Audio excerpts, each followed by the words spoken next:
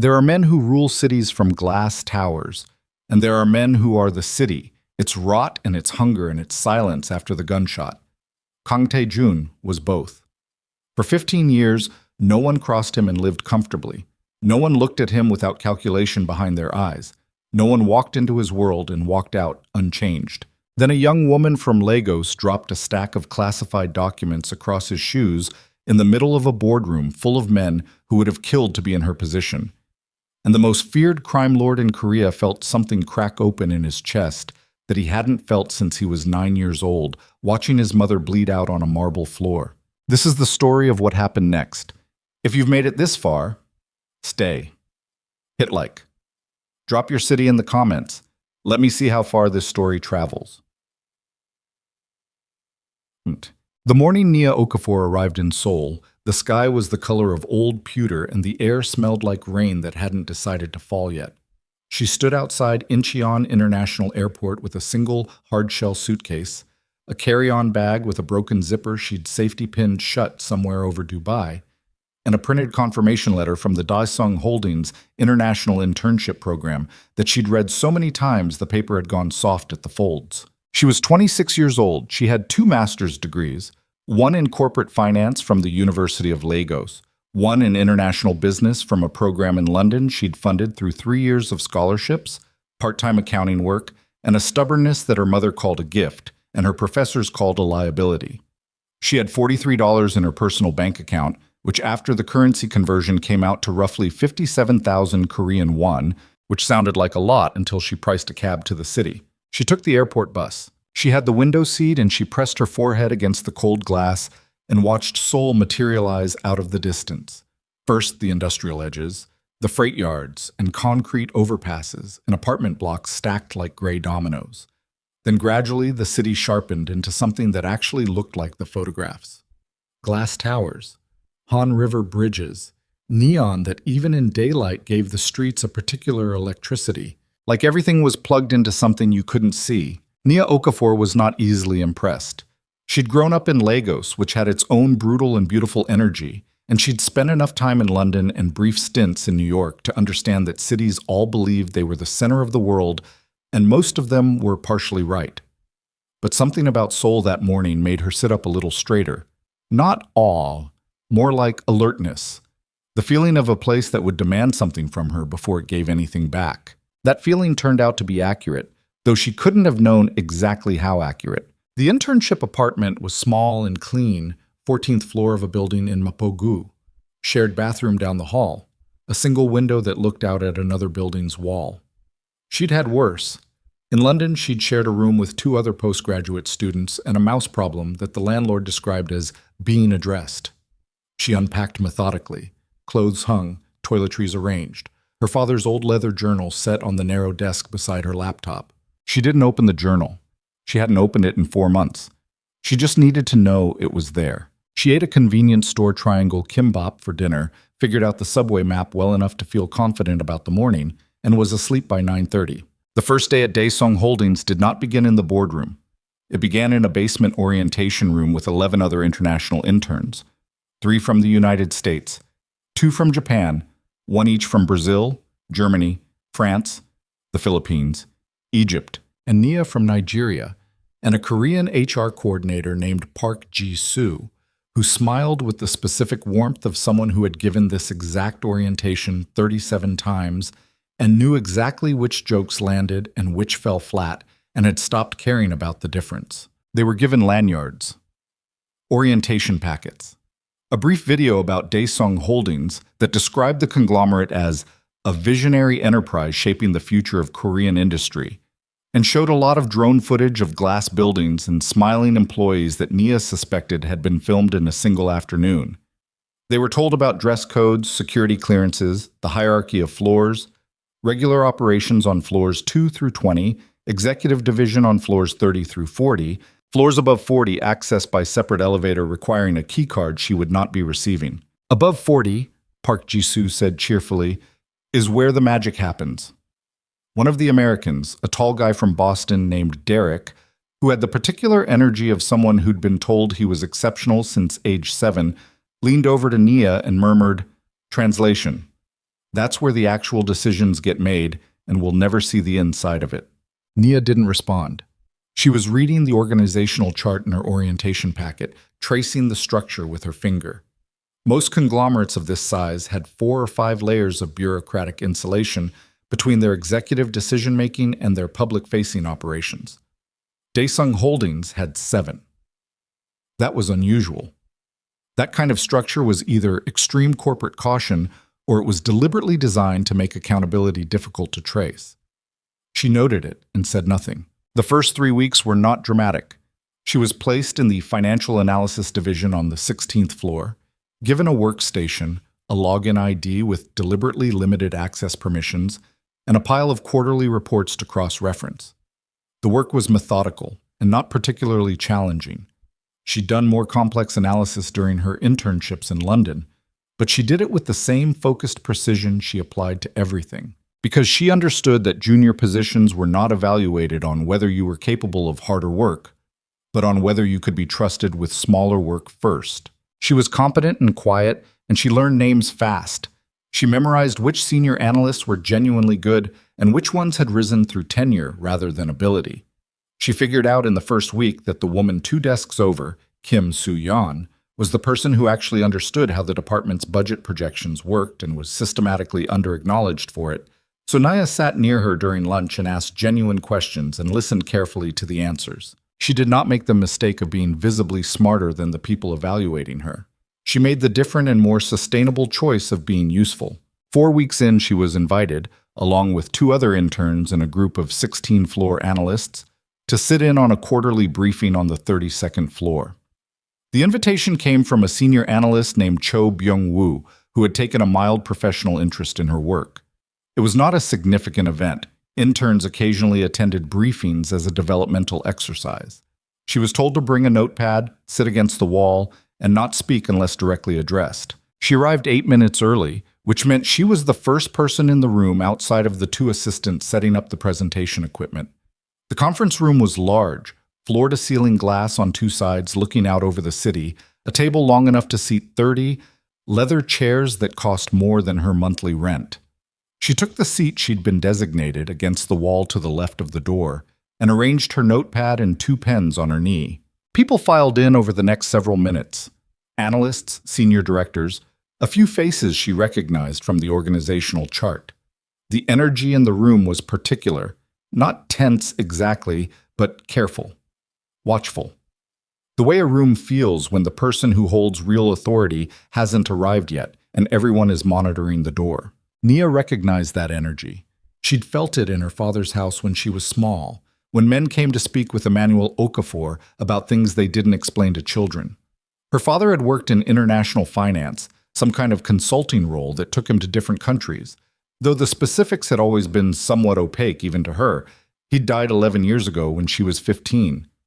Sudden cardiac arrest, the doctors said, though he'd had no history of heart problems and had just passed a physical 2 months earlier. Her mother never talked about it. Nia had eventually stopped asking. The door at the far end of the room opened. She knew who he was the moment he walked in, not because she'd seen photographs, though she had, in the company materials, but because of how the room changed. It was subtle and total. People who had been in mid-sentence finished their thoughts just slightly faster, postures adjusted by a few degrees. Eye contact that had been easy became calibrated. Kang Tae-jun was 39 years old, and he moved like he'd spent his entire life in rooms that rearranged themselves to accommodate him. He was not the largest man in the room, but he occupied space with an authority that had nothing to do with physical size. Dark suit, no tie, collar open by exactly 1 button, no visible jewelry. His face was angular and composed in a way that read as absolute stillness.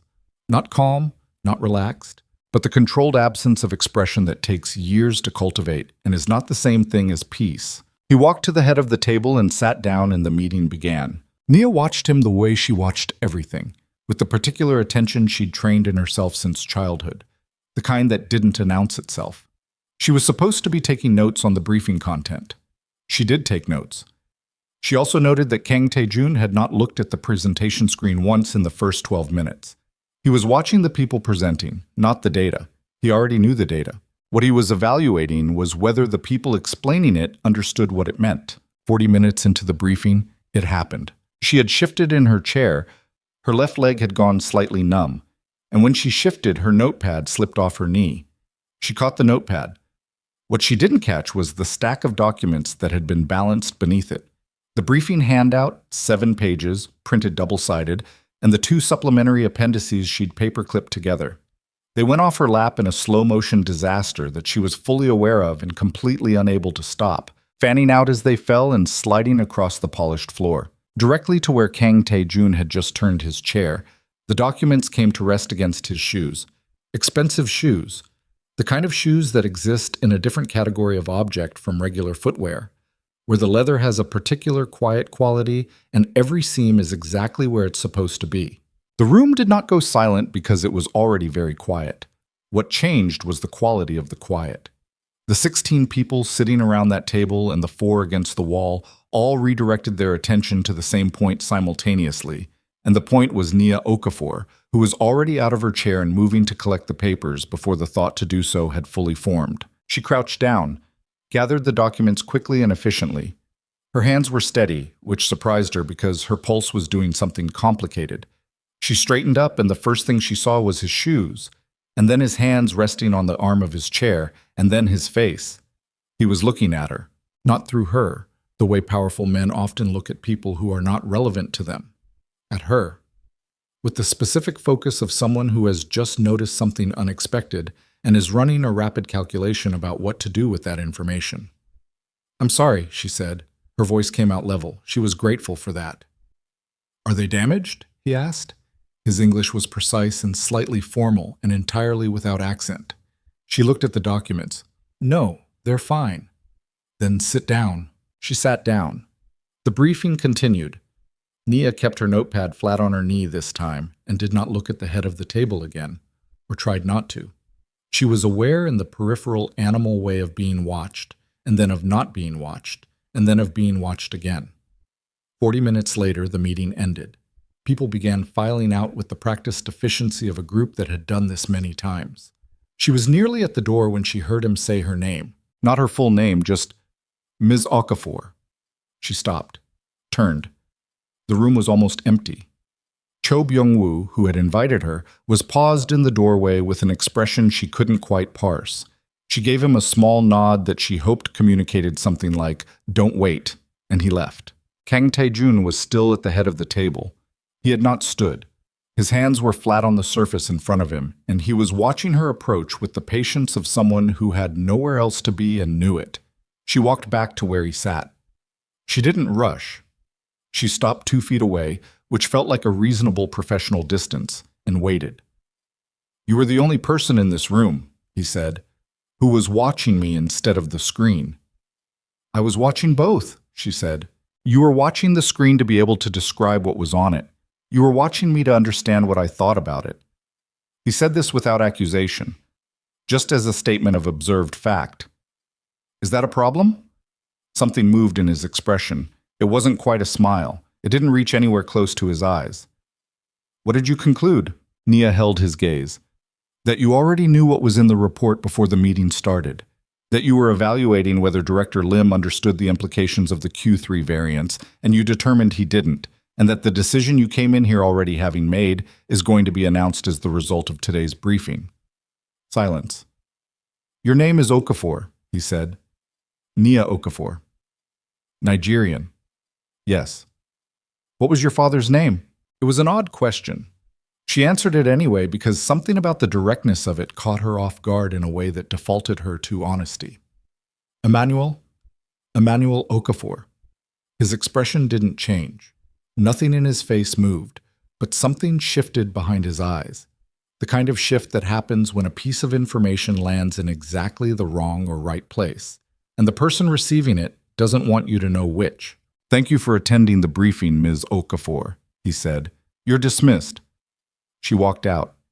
In the elevator going down, she stood with her back against the rear wall and her notes pressed against her chest, and she breathed deliberately. In through the nose, out through the mouth, until the tightness in her sternum eased. She didn't fully understand what had just happened. She understood it had been something. She did not sleep well that night. 3 days later, she received a memo from Human Resources. Effective immediately, she was being transferred out of the Financial Analysis Division on the 16th floor. She had been selected, the memo used the word selected, as though it had been a competitive process, for reassignment to the Executive Support Division on the 32nd floor, where she would serve as an analyst directly supporting the office of the chairman. Her stomach dropped. The other interns, when they heard, responded with a mixture of genuine congratulation and visible jealousy that Nia found exhausting. Derek from Boston told her she'd cracked the code, which was the kind of thing people said when they wanted to sound like they were happy for you. Kim Soo-yeon from the 16th floor, who had no particular reason to be kind to her, found her at her locker and said quietly, "Be careful up there," and then walked away before Nia could ask what she meant. She was careful. She arrived on the 32nd floor the following Monday at 7:45 a.m., 15 minutes before she was required to be there, and was met by a personal assistant named Yoon Ha-rin, who had the particular energy of someone extremely good at their job and quietly furious about something unrelated to work. Ha-rin showed her to a workstation that was significantly better than what she'd had on 16. A corner desk, 2 monitors, access to a much broader tier of the company's financial database, and explained in clipped, precise terms what her responsibilities would be. She would prepare analysis reports. She would attend certain briefings. She would not discuss her work with other staff. She would not share passwords. She would not take documents off premises. She would, on some mornings, be required to present directly to the chairman's office. "Is that clear?" Ha-rin asked. "Completely," Nia said. Her first week on 32 was an education in the gap between what a company's public materials said and what its actual operational patterns suggested. The financial data she now had access to was more granular, and the picture it painted of Daesung Holdings was substantially more complicated than the one presented in the orientation video. Revenue streams that didn't map cleanly to any declared business unit. Intercompany transfers that moved through a chain of subsidiaries and configurations that would require a specific kind of motivation to construct. Shell entities and jurisdictions whose primary appeal was the absence of transparency requirements. None of this was necessarily illegal. Companies of this scale did complex things for complex reasons, and not all of those reasons were sinister, but the architecture of it was unusual enough that she noticed, and when she noticed things, she wrote them down. In her own notebook. In a handwriting system she'd developed in school that was technically legible, but only to her. She was careful not to look like she was looking. She ran the analyses she was assigned. She produced the reports requested. She flagged discrepancies within the scope of her assignment and only within that scope. She was professional and unremarkable, and she showed up 8 minutes early every day, and she learned slowly which parts of the 32nd floor were watched more carefully than others. She met Kang Tae-jun for the second time on her 9th day on the floor. She was alone in the smaller conference room, what the staff called the East Room, running projections on a restructuring scenario she'd been assigned. It was past 7 in the evening.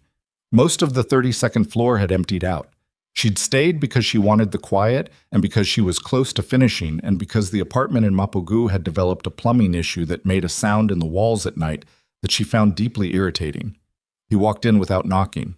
She looked up. He was in the same kind of suit as before, but without the jacket.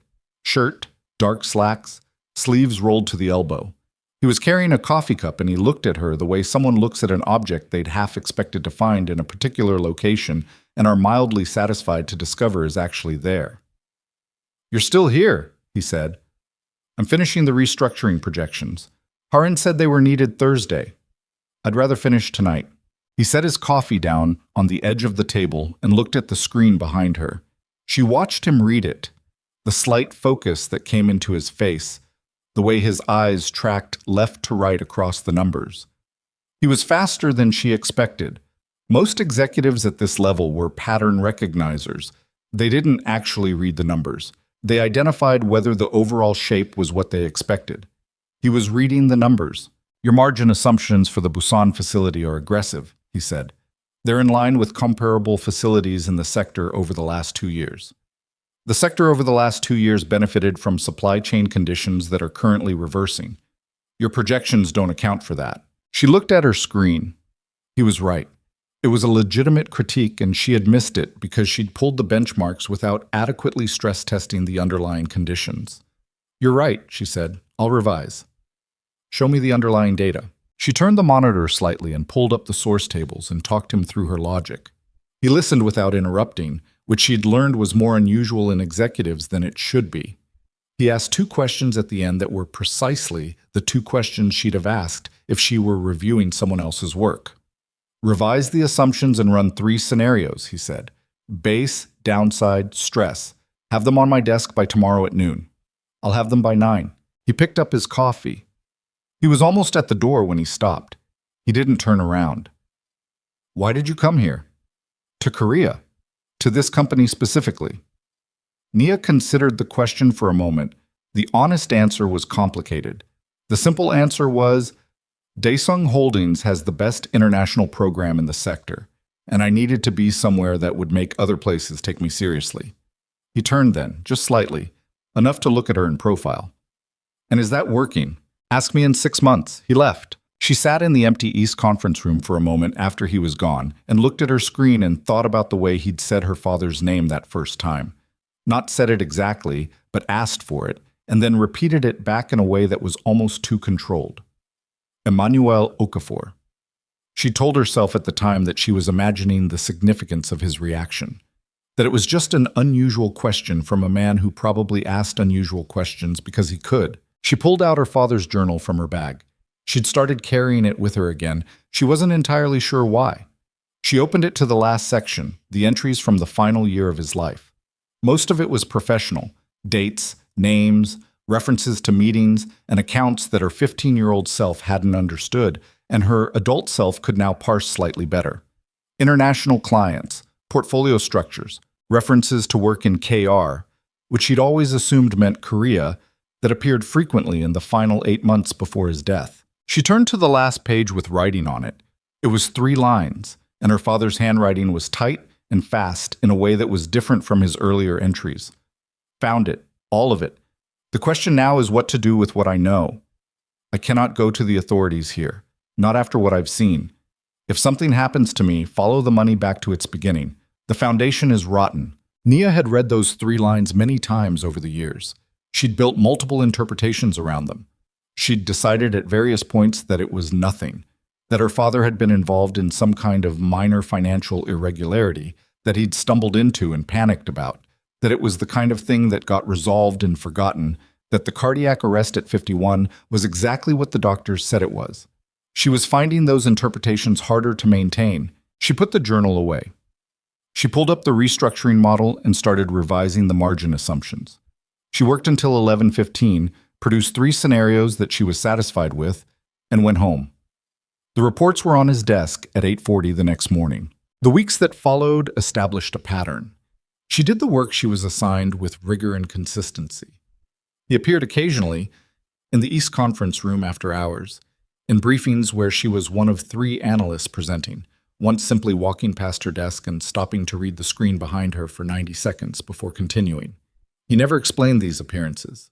She stopped expecting explanations. What she noticed was that his questions sharpened each time. Not in difficulty exactly, more in specificity.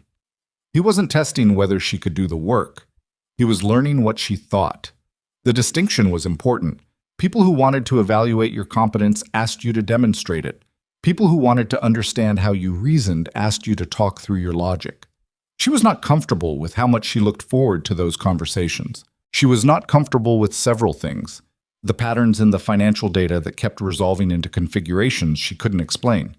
The way certain budget allocations seemed to flow away from the declared business units in directions that her access level didn't allow her to track. The fact that at least 2 of the subsidiaries she'd been asked to analyze showed financial activity that was consistent with money moving through them in a direction opposite to what their declared operations would suggest. She told herself she was seeing patterns that weren't there. She told herself she was an intern from Nigeria with 4 weeks on the 32nd floor and 1 impressive boss, and she needed to do her work and not invent a story around the gaps. She told herself this on a Thursday evening when she stayed late and pulled a subsidiary file she'd been asked to cross-reference and found a ledger entry that referenced a holding structure she recognized, not because she'd seen it before, but because she'd seen its shape. The same jurisdictional layering, the same subsidiary chain, just once.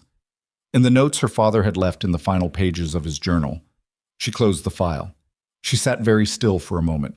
She opened the file again and took a photograph of the relevant entry with her phone, which she knew was a violation of the security protocols she'd signed. She did it anyway. She was careful. She deleted the recent apps log and the camera roll preview and transferred the image to an encrypted folder she'd set up on a separate cloud account 3 weeks ago, which told her something about herself. That she'd been preparing for something like this before she knew what it was. She went home and she sat on her bed in the dark in the apartment in Mapogu, and she thought about her father. She thought about the last time she'd seen him, which was the morning of the day he died. He'd been quieter than usual at breakfast. He'd hugged her before she left for school, which he always did, but he'd held on a few seconds longer. She'd thought at the time that he was just tired. She'd thought that for 11 years. She was beginning to think she'd been wrong. The following Tuesday, Kang Tae-jun called her into his office. Not through Harin, not by memo. He appeared at her workstation at 10 in the morning, said, "My office now," and walked away. She saved her work, straightened her jacket, and followed him. His office occupied the corner of the 32nd floor. Floor-to-ceiling glass on 2 walls, Seoul spread out below in every direction in the particular clarity of a cold November morning. The desk was large and clean and held almost nothing on its surface. 2 chairs in front of it. He gestured to one, and she sat, and he sat across from her, and for a moment he didn't say anything. "I need to tell you something," he said finally, "that very few people in this building know." Nia waited. Daesung Holdings is a legal entity, he said, a properly registered company with approximately 40,000 employees, legitimate revenue streams, and every filing and compliance requirement met. He paused. It is also a structure built to contain and legitimize the operations of an organization that exists outside legal frameworks. The room was very quiet. Through the glass, Seoul went about its business. "The Kang Syndicate," she said. Not a question. Something changed in his expression. Not surprise exactly, more like a recalibration. "You knew." "I suspected," she said. "The financial architecture is not designed for a legitimate conglomerate. The subsidiary structures, the jurisdictional choices, the flow patterns in the intercompany transfers, they're not the choices of an organization optimizing for business efficiency. They're the choices of an organization optimizing for obscuration." He was watching her with an expression she hadn't seen before. It wasn't warm. It wasn't cold. It was the expression of someone suddenly seeing the full dimensions of something they thought they'd already measured. "How long have you known?" 3 weeks. She held his gaze. "Why are you telling me this now?" He was quiet for a long moment. "Because I've had you investigated," he said, "and what I found changes the context of your presence in this building significantly." Her pulse did something uncomfortable. "Investigated. Your background, your professional history, your family." He stopped. "Your father." The word landed in the room like a change in pressure. "What about my father?" Emmanuel Okafor worked for the Kang organization between 1998 and 2004. He managed international accounts and financial structuring from Lagos. He was a trusted associate. Taejun's voice was even and careful in the way of someone controlling how much of something is being released. 20 years ago, there was a breach.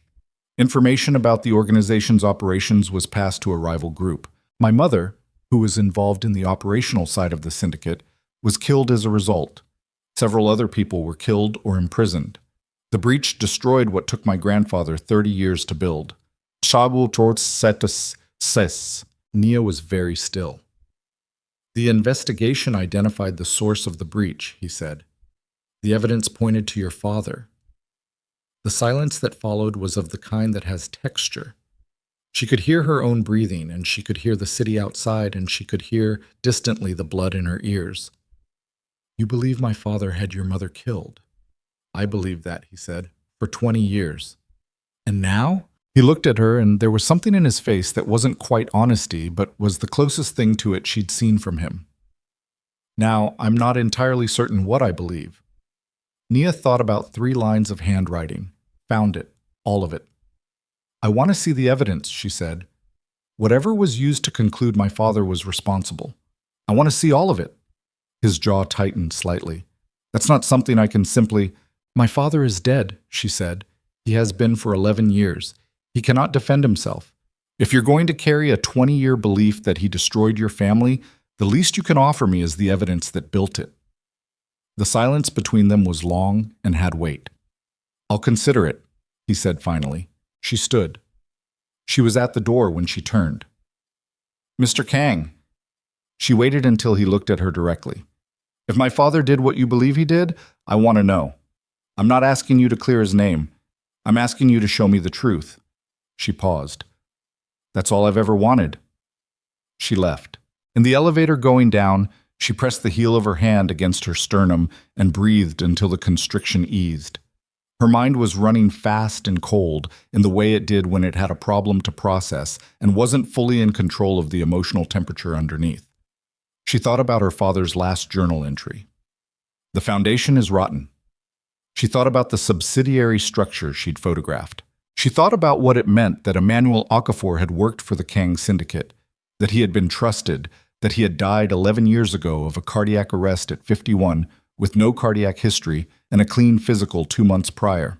The elevator reached the lobby. She walked out into the November cold and the city opened up around her, enormous and indifferent. And Nia Okafor understood with the particular clarity that only arrives when you've spent years building a careful interpretation of something and finally run out of ways to defend it, that her father had not died of natural causes, that he had died because of something he knew, that the organization he had worked for and apparently tried to expose had a 20-year-old secret that nobody, until now, had any reason to dig toward, and that the man who'd spent 20 years believing her father was a traitor had just told her the truth before he'd made up his mind about whether telling her was a mistake. She pulled out her phone. She did not call anyone. She pulled up the encrypted folder and looked at the photograph of the ledger entry, and then she looked up at the Daesung Holdings building rising above her and thought, "You're not going to like what I find." She went back inside. She had work to finish. She went back inside. That was the part she kept returning to in the days that followed. Not what Tae-jun had told her. Not the architecture of the syndicate, not even the word traitor hanging in the air of his corner office like smoke that hadn't cleared. What she kept returning to was the moment she'd stood on the sidewalk outside Daesung Holdings in the November cold with a perfectly legitimate reason to walk away, and instead had turned around and gone back through the glass doors. She told herself it was because of the work, because she had 3 reports due and a restructuring scenario she hadn't finished stress testing. She told herself it was professional discipline. She was good at telling herself things. The truth was simpler and less comfortable. She needed to be close to whatever was buried in that building, because her father was buried inside it too, 20 years deep, and she was not going to find out what happened to him by standing on a sidewalk in Mapo-gu. So she went back to her desk and she finished the reports, and she did not look toward the corner office, and she went home at 8:15 and ate rice and stared at the ceiling and slept badly. Tae-jun did not summon her the next day, or the day after. What he did instead was have Heron deliver an expanded access credential to her workstation on Wednesday morning. A new key card, new login permissions, a note in Harin's handwriting, not his, that said only, "Third floor archive, sub-level B. Your clearance is active through end of month." Harin set the envelope on her desk without meeting her eyes, and walked away before Nia could say anything. Nia sat with the envelope for 2 minutes before she opened it. She turned the keycard over in her hand. It was matte black with a single printed number and no other markings. She thought about what it meant that he'd given her access rather than simply showing her the evidence himself. It meant he wanted her to find it the way he'd found it. Or it meant he wanted to see what she did with the freedom. She wasn't certain those were different things. She went to sub-level B on her lunch break. The archive was not what she expected. She'd imagined something institutional, filing cabinets, fluorescent lights, the particular smell of old paper and bureaucratic neglect. Instead, it was a climate-controlled room the size of a large apartment, with floor-to-ceiling shelving units on motorized tracks, a central workstation with 3 monitors, and a cataloging system that cross-referenced physical files with a digital index. The digital index was thorough and meticulously organized. It was also, she realized within 10 minutes, organized in a way designed to be navigable only if you already knew what you were looking for. Subject headings that were deliberately opaque. Reference codes that required a key she didn't have. Date ranges that started in 1987 and ran forward, but with significant gaps in the early 2000s that weren't explained. She spent 40 minutes learning the system. She identified the gap, 2001 through 2005, and found that those years were referenced in the index, but the physical files in that range had been removed. Not misplaced. Removed. The catalog noted their absence with a code she translated, after some effort, as meaning transferred to restricted access, authorization required. She noted this and did not push further. Not yet. She was not going to use the full extent of whatever this access permitted on the first visit, because that was the kind of move that told someone watching exactly how fast you were willing to go. She went back upstairs and worked the rest of the afternoon on legitimate assignments and did not look toward the corner office. He came to the East Conference Room that evening at 7:40. She was there because she'd started thinking of it as a place where actual conversations happened, which she recognized was a concerning development. He sat down across the table from her, not at the head this time, and he had no coffee and no documents, and he looked, for the first time since she'd known him, like a man who hadn't slept well. "You went to the archive," he said. "You gave me access. I know what I gave you." He looked at the table surface for a moment.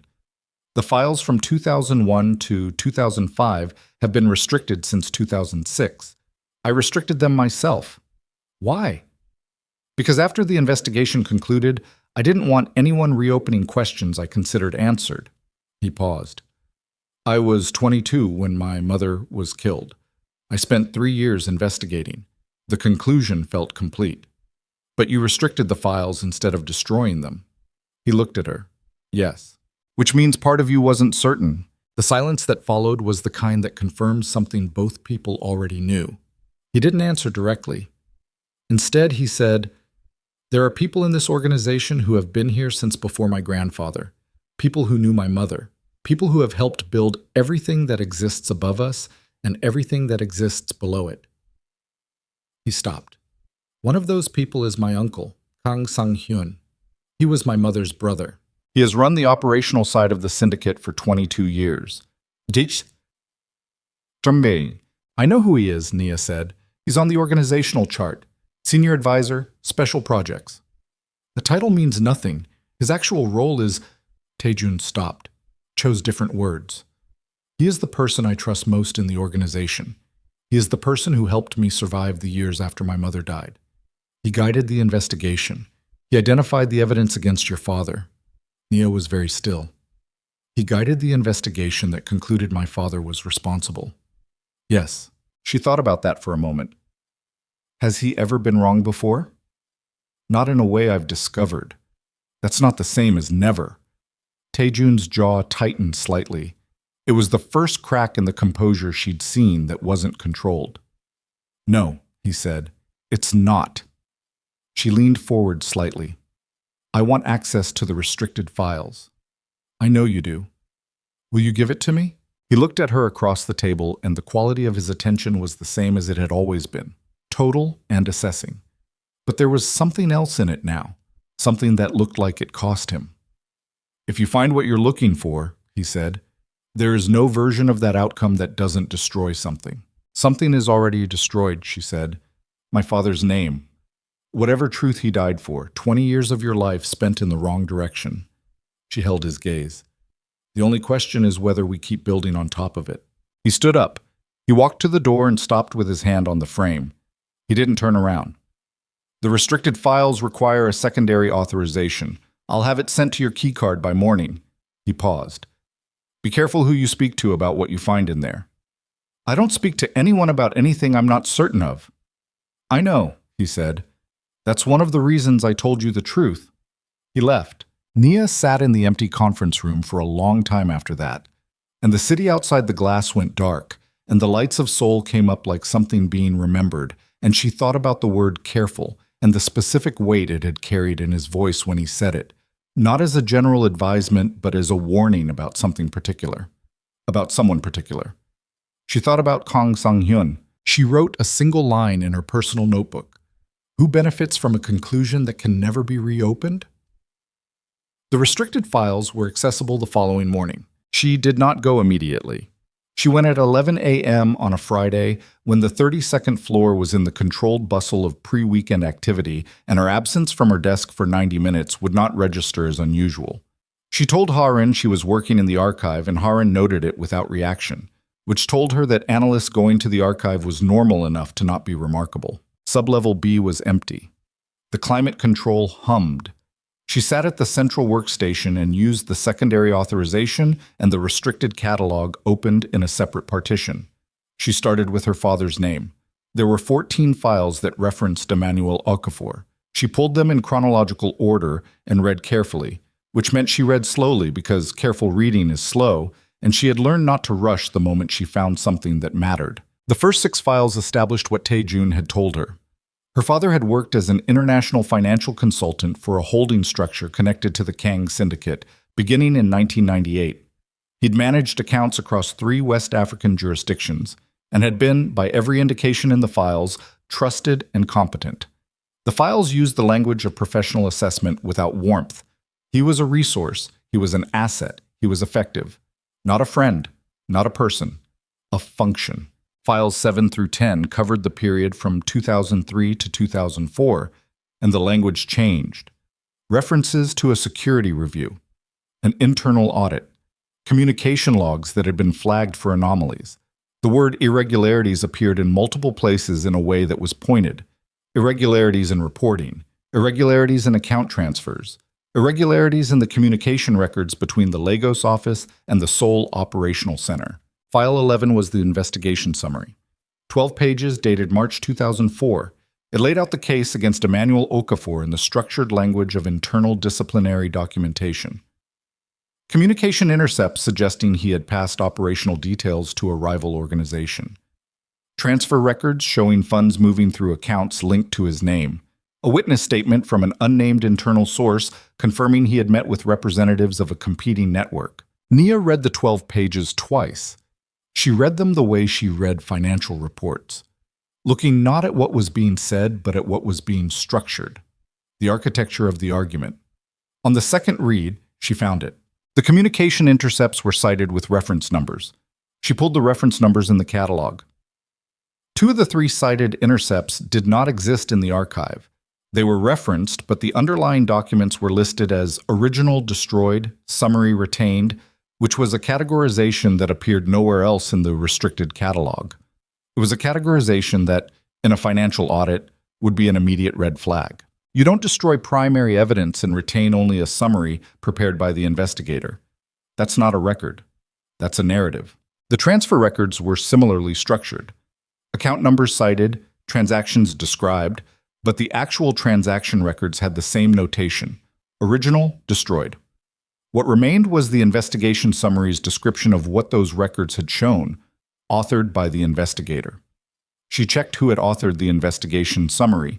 The file signature read, prepared by KSH, Senior Operations, authorization KSH-7, KSH, Kang Sang-hyun. She sat back in her chair.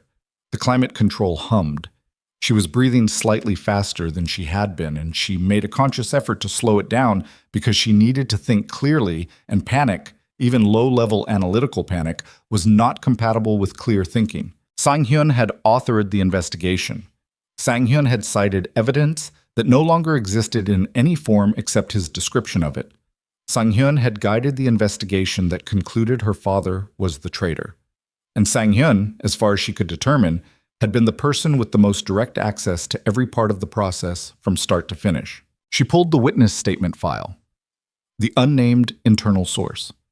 It was a single page and the content was thin, a general description of a meeting that had supposedly occurred, no location, no specific date, a 2-week window cited. The description of her father was accurate in its biographical details and completely wrong in its characterization. The Emmanuel Okafor described in the witness statement was calculating and motivated by money. The Emmanuel Okafor she knew, the one she'd watched negotiate, relate to people, make decisions, had never been motivated primarily by money. He'd been motivated by the kind of correctness that made him difficult at dinner parties and completely reliable when it mattered. She photographed every page. Encrypted. She restored the display to its pre-access state, which took 7 minutes and which she'd prepared for. She left sublevel B at 12:49 p.m., which gave her 11 minutes to get back upstairs before her absence crossed into the territory that might generate questions. She was at her desk by 12:58, hands steady, face composed, pulse doing something complicated underneath both. She did not go to Taejun immediately. She went home that evening and sat with everything she'd found and built the case carefully, the way she would have built a financial analysis. What she knew, what she could demonstrate, what she was inferring, and what was still missing. What she knew was that the evidence against her father had been constructed by a single author who had then destroyed the primary sources. What she could demonstrate was the structural problem with that, the absence of independent corroboration, the self-referential citation chain. What she was inferring was why. What she was still missing was the actual truth of what her father had found that made someone want him dead. The answer to that last part, she suspected, was somewhere in those final entries in his journal. She opened the journal. She read the last 40 pages more carefully than she ever had before, not looking for the emotional content, the way she'd read it in the years right after his death, but looking at it the way she now looked at financial documents, for structure, for what was being omitted, for the shape of what was there versus the shape of what would be there if the narrative were complete. There was a 2-week gap in the entries in September 2004. Before the gap, the entries were regular. After the gap, there were only 3, growing progressively shorter and more compressed. The last entry she'd memorized. Found it. All of it. She looked at the entry before it, her father's handwriting. The accounts don't lie. He used the breach to clean the money, and he used the money to cover what he'd done. I have the original transfers. He doesn't know I pulled them before the audit. She read that twice. He used the breach. Not the breach happened, and he investigated it. He used it. Her father had not been describing the traitor from the outside. He'd been describing someone who had manufactured the breach entirely, used it to accomplish something else, something financial, and then attributed it to someone expendable, to Emmanuel Okafor. She sat in her apartment in Mapogu, and outside the plumbing made its noise in the walls, and the city existed at the edge of everything, and she felt something that was not quite grief and not quite fury, but lived in the territory between them. Her father had died with this knowledge. He'd died because he had the original transfer records, had physically pulled them before the audit could reach them, and someone had found out he had them. She had the journal, which meant she had his notes about where the records were, which meant the records might still exist. She almost called Taejun. She had his direct line. It had been included in her transfer documentation in a way she'd understood was unusual. She held her phone and thought about it for nearly a minute before she put it down. Not yet. She needed one more piece. The location her father had referenced in an earlier entry, KR Archive, Physical, 2003 series, which, cross-referenced with the catalog structure she'd now learned, pointed to a physical file storage area on sublevel B that she had not yet accessed. She needed to go back to the archive. She needed to go back at a time when she was certain no one was watching. That thought led naturally to the question she'd been avoiding. Who, in this building, was watching her? She'd been careful. She'd been professional and unremarkable, and she'd covered her digital tracks. But she'd been given access to sublevel B by Taejun himself, which meant at least one other person in the organization, whoever managed the access authorization system, knew she had that clearance. And if Sang-hyun was the person she was now fairly certain he was, he would have systems in place to know when someone started pulling the threads he'd buried 20 years ago. She thought about Harin, who noted her archive visits without reaction. She thought about the access credential arriving without a conversation. She thought about the way Taejun had said, "Be careful who you speak to with that specific weight." She thought, he already suspects his uncle. If he suspected Sang-hyun, he'd been living with that suspicion at some unexamined level for some time. And if he'd given her archive access without telling Sang-hyun, or given it to her specifically so she would find what he hadn't let himself look for, then Taejun was not as blind to the possibility as he'd appeared in the conference room. He was using her. The thought was not comfortable. She sat with it and determined that it was probably true and that it did not change what she was going to do because she was not doing this for Taejun. She was doing this for Emmanuel Okafor, who had pulled original transfer records before an audit and died for it, and who deserved to have someone finish what he'd started. She went back to sublevel B on a Saturday. The building ran a reduced security rotation on weekends.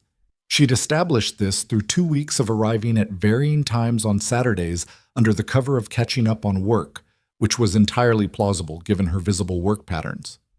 She went in at 9 a.m., nodded to the weekend desk security guard she'd learned was named Min Jun and who spent Saturday mornings watching baseball commentary on his phone, and went to the archive.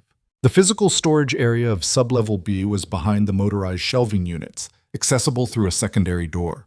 Her keycard worked on it. She found the 2003 physical series in the third stack from the left, 47 folders in descending chronological order. She found what her father's notes had described in the 9th folder. It was a printed ledger, old paper, the kind that had been printed on a machine that predated the current network infrastructure. 11 pages of transfer records, account numbers, and amounts and dates, covering a 6-week period in August and September of 2003. The accounts were not the ones cited in the investigation summary. They were different accounts, running through different jurisdictions, arriving at different endpoints, and the amounts corresponded. When she ran the numbers in her head with the focus that had once made her a finance prodigy in a Lagos classroom, to exactly the transfers that would have been needed to route and clean a significant sum of money through the organizational structure during the period when the supposed security breach had occurred. Someone had moved a very large amount of money through the Kang Syndicate's accounts during the breach. They had moved it in a way that the breach itself would explain and obscure, and they had done it through accounts that connected. When she traced the endpoint jurisdictions with what she'd memorized from the restricted files to a holding structure she recognized. She'd seen that holding structure before, in the expanded financial database on the 32nd floor, in the accounts she'd been asked to analyze, in the accounts that fed, through 3 layers of subsidiaries, directly to a trust structure registered in the name of Kang Sang-hyun's eldest son. She stood in the physical archive of Sub-Level B, with 11 pages of printed ledger in her hands, and the building was silent around her, and she thought, my father was right. He found all of it, and he died because he did. She photographed every page. She restored the folder. She was almost at the door when she heard the secondary door open behind her. She turned. Kang Sang-hyun was 61 years old. He was a compact man with gray at his temples and the particular stillness of someone who had spent decades making decisions that other people lived or died by. He was dressed simply, dark jacket, dark trousers, and he was not alone. The man behind him was younger, wide through the shoulders, and standing with the particular loose readiness of someone whose function was physical. Sang-hyun looked in the folder in her hands. He looked at her face. His expression was almost benign, the almost smile of a man who had known something was coming and had decided some time ago how he would handle it. Ms. Okafor, he said. His English was accented and precise. I've been wondering how long it would take. Nia did not move. Her pulse was very loud. She kept her voice level by concentrating on a point just below his sternum, the way her father had once told her to do when she needed to stay calm, looking at something that frightened her. Take for what? For someone to find those records. He nodded toward the folder. Your father hid them well. Better than I expected, honestly. I underestimated him. A pause. I won't make the same mistake with you. The man behind him took a step forward, and Nia's hand tightened on the folder, and she thought, with the cold clarity of a person who has just run out of room, that she had no way out of this room except through the door they were standing in front of, and her phone was in her jacket pocket, and she did not know if she had time to reach it. My nephew, Sang-hyun said, gave you that access clearance without consulting me. The almost smile flickered. He has always been more sentimental than his position allows, a liability I have managed for 22 years. He looked at the folder again. I'll need you to put that down. Nia did not put it down. She stood in the physical archive of Sublevel B with 11 pages of printed ledger pressed against her chest, and Kang Sang-hyun 3 meters away, and the man behind him another meter behind that, and she made a calculation in the space of 2 seconds that had nothing to do with escape and everything to do with time. She needed time. Not much. Enough. You killed my father, she said. It was not a question. She said it the way you say something you have known for a while and are finally allowing yourself to speak out loud, and the steadiness of her own voice surprised her in a distant, almost academic way, the way you notice something about yourself in a crisis that you file away for later examination, if there is a later. Sang-hyun's expression did not change. That was the thing about him. She understood it now in a way she hadn't 30 seconds ago. The stillness was not composure. It was the absence of any internal conflict about what he was doing or had done. There was nothing to disturb because there was nothing underneath it that cared. Emmanuel Okafor made a series of choices, he said. The consequences of those choices were his own. You framed him. You used the breach you created to clean $20 million through accounts you tied to his name. You had him investigated by yourself. You destroyed the primary evidence and wrote the conclusion. She paused. And when he pulled the original transfers before you could reach them, you had him killed. Sang-hyun looked at her with something that might have been mild interest. You're very fast, he said. He was fast, too. It was his primary professional quality and also ultimately his problem. He tilted his head slightly. Put the folder on the shelf behind you. And then what? And then we have a conversation about how this ends in a way that doesn't require me to make the same decision I made about your father. The man behind him shifted his weight. Nia tracked the movement in her peripheral vision without moving her eyes from Sang-hyun's face. The man was not holding anything yet. He didn't need to. He outweighed her by 40 kilograms and was standing between her and the only exit. Her phone was in her right jacket pocket. She had Tae-jun's direct line in her contacts. If she could get the phone out and get the call connected before the man behind Sang-hyun crossed the distance between them, there was a version of this that didn't end in the archive. She needed 4 seconds minimum. She did not have 4 seconds. You've been watching me, she said. Not an accusation. She was buying time and she needed to keep him talking because talking men don't move, and she needed him to not move yet. Since I got access to the archive. Since before that, Sang-hyun said. Since Tae-jun transferred you to 32. He didn't consult me. That was unusual. Tae-jun is many things, but he is not impulsive, and moving an international intern directly into the executive division after one briefing is impulsive. He paused. I looked into your background. Your father's name was familiar in a way I hadn't expected after 20 years. You thought he might have told someone. I thought he might have left something behind. People like your father, careful men, principled men. They always leave something behind. It's a form of vanity, really, the belief that the truth requires a witness. Something moved at the corner of his mouth. I searched his residence after his death. I had his communications reviewed. I found nothing. I concluded he'd been more careful than I gave him credit for, or that whatever he'd found hadn't been passed on. But then I showed up. Then you showed up. He looked at her with the even attention of someone reviewing a situation they have already resolved. Put the folder down, Ms. Okafor. I won't ask again. Nia put her left hand on the folder. She did not put it down. She took one step sideways, slowly, toward the nearest shelving unit, and the motion looked like compliance and wasn't. It put solid steel shelving at her back and narrowed the angle the man behind Sang-hyun would need to cover to reach her. Small advantage. She needed small advantages. Tae-jun knows, she said. Not everything, but enough.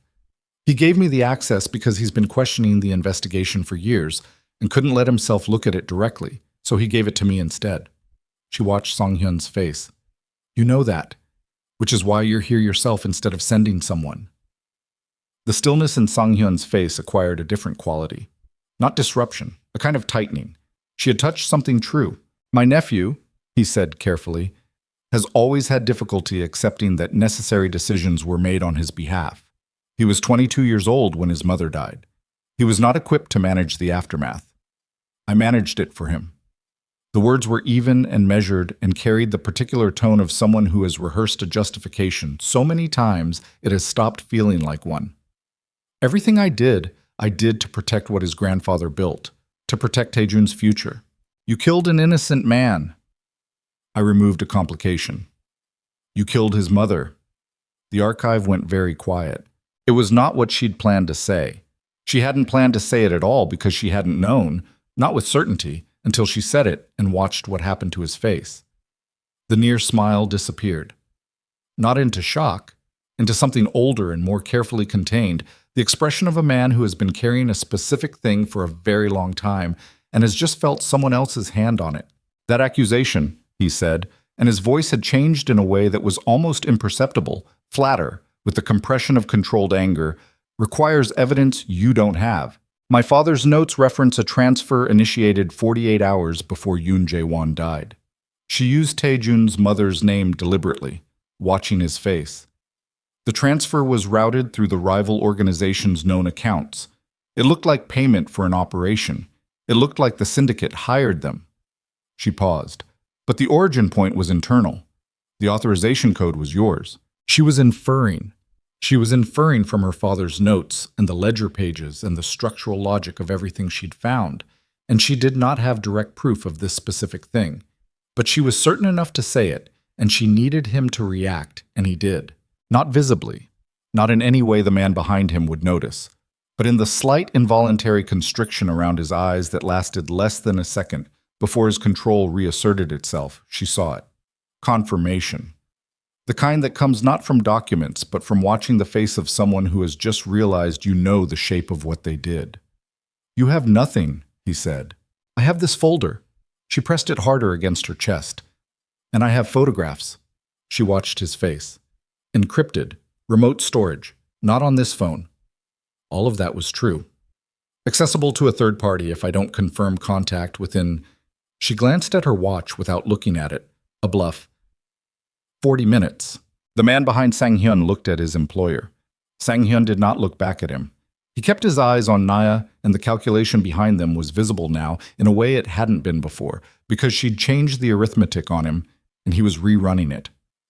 Who is the third party? He said. Does it matter? It matters considerably. She said nothing. The silence held for 5 seconds that felt like a different unit of time entirely. Then Sang-hyun said something in Korean to the man behind him, a single short phrase, and the man's posture changed. Not moving forward, but settling, the way a person settles when they're shifting from immediate action to waiting. Sang-hyun looked back at her. You are in a building where I have operated for 30 years, he said. Whatever you believe you've secured, I will find it. Whatever access you've used, I will trace it. Whatever photographs you've taken in this room today will be addressed. He paused. But I am not, contrary to what you may believe about my family's organization, a man without reason. There are solutions to this problem that do not require what happened to your father. Like what? Like you taking the internship completion bonus you'll receive in 6 weeks, and your considerable professional credentials, and finding an excellent position somewhere that isn't Seoul. He said it with the evenness of someone offering a reasonable business arrangement. You would leave having found nothing actionable. I would ensure that the Okafor name is quietly rehabilitated in our internal records. Your father's reputation, at least within the organization, restored. Nia looked at him. She thought about Emmanuel Okafor eating breakfast in Lagos on the last morning of his life. She thought about the hug that lasted a few seconds too long. No, she said. Sang-hyun exhaled through his nose. That's a significant mistake. My father made the same choice, she said. I'm starting to think it runs in the family. He looked at her for a long moment. Something moved through his expression that she couldn't quite name. Not respect, nothing that clean, but something in the vicinity of recognition. The way you recognize a quality in someone that you understand will be a problem. Bring her, he said in English, deliberately, so she would understand. The man behind him moved.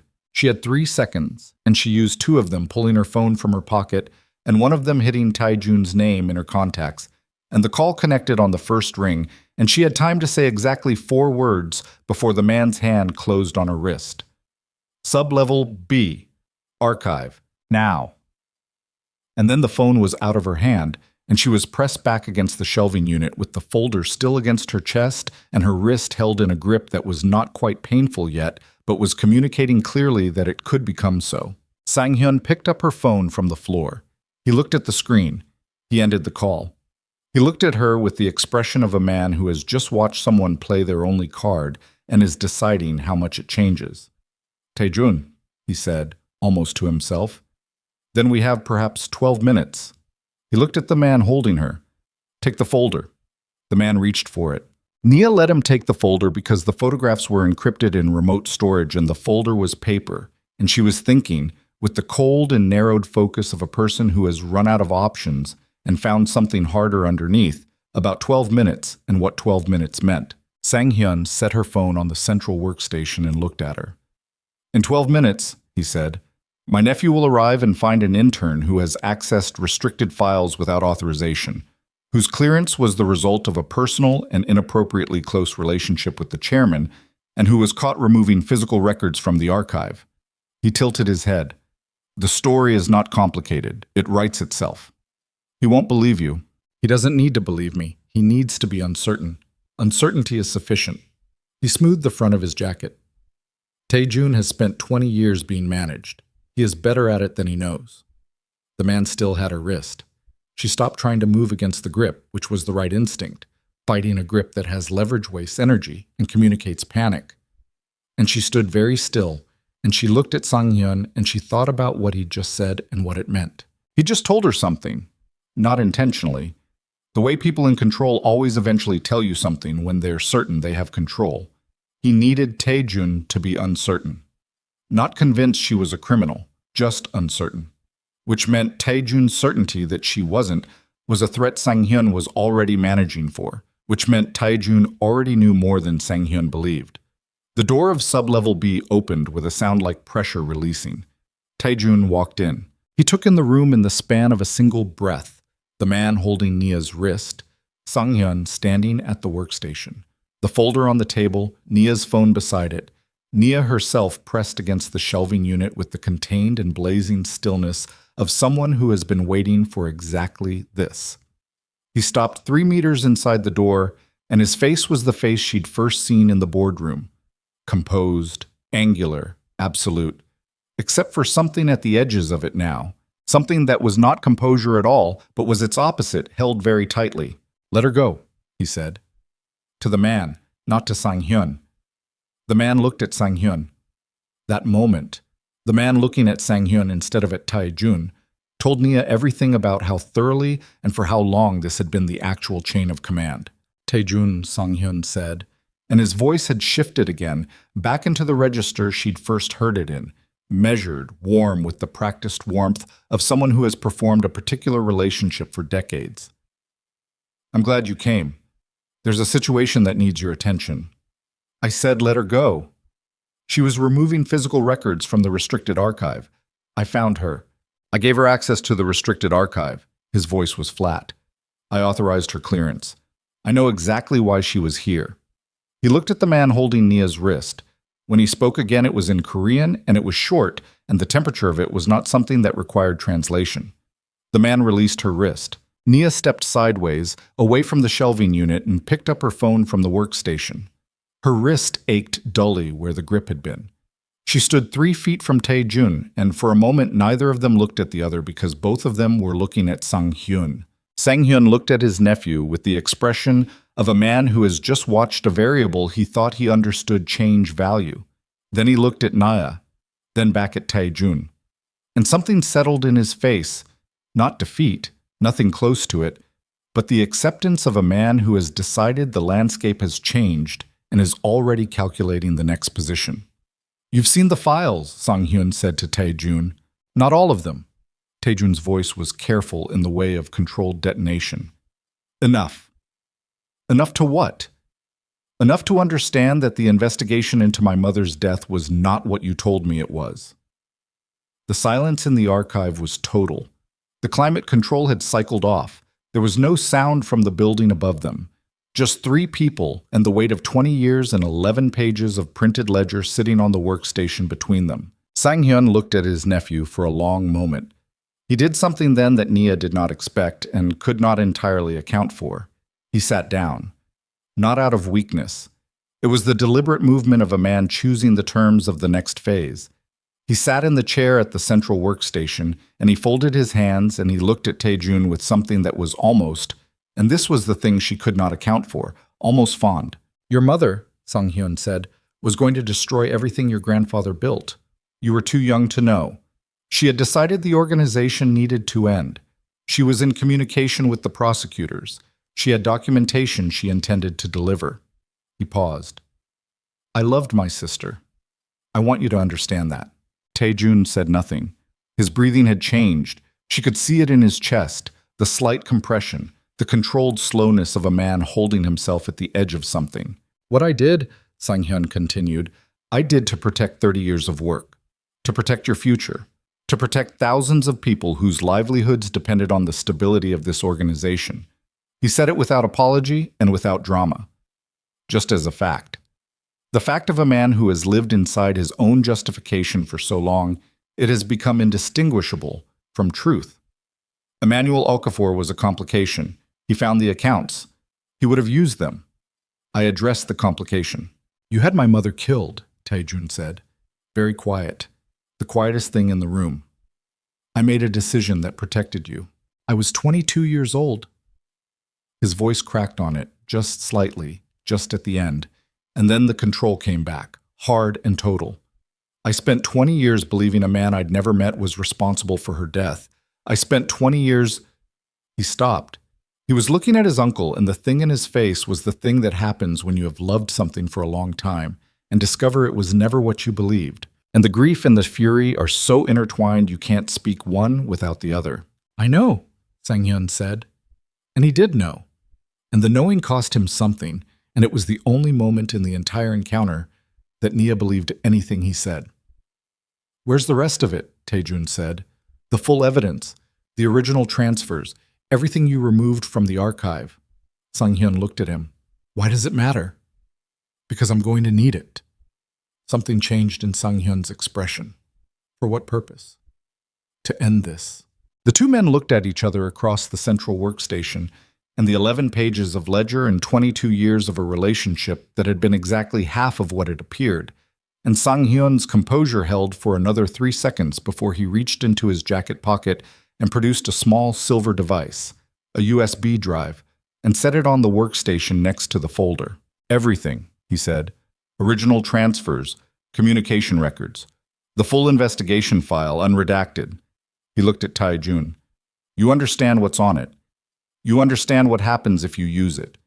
Yes, Taejun said. It destroys us. All of us. Everything. Yes, Taejun said again.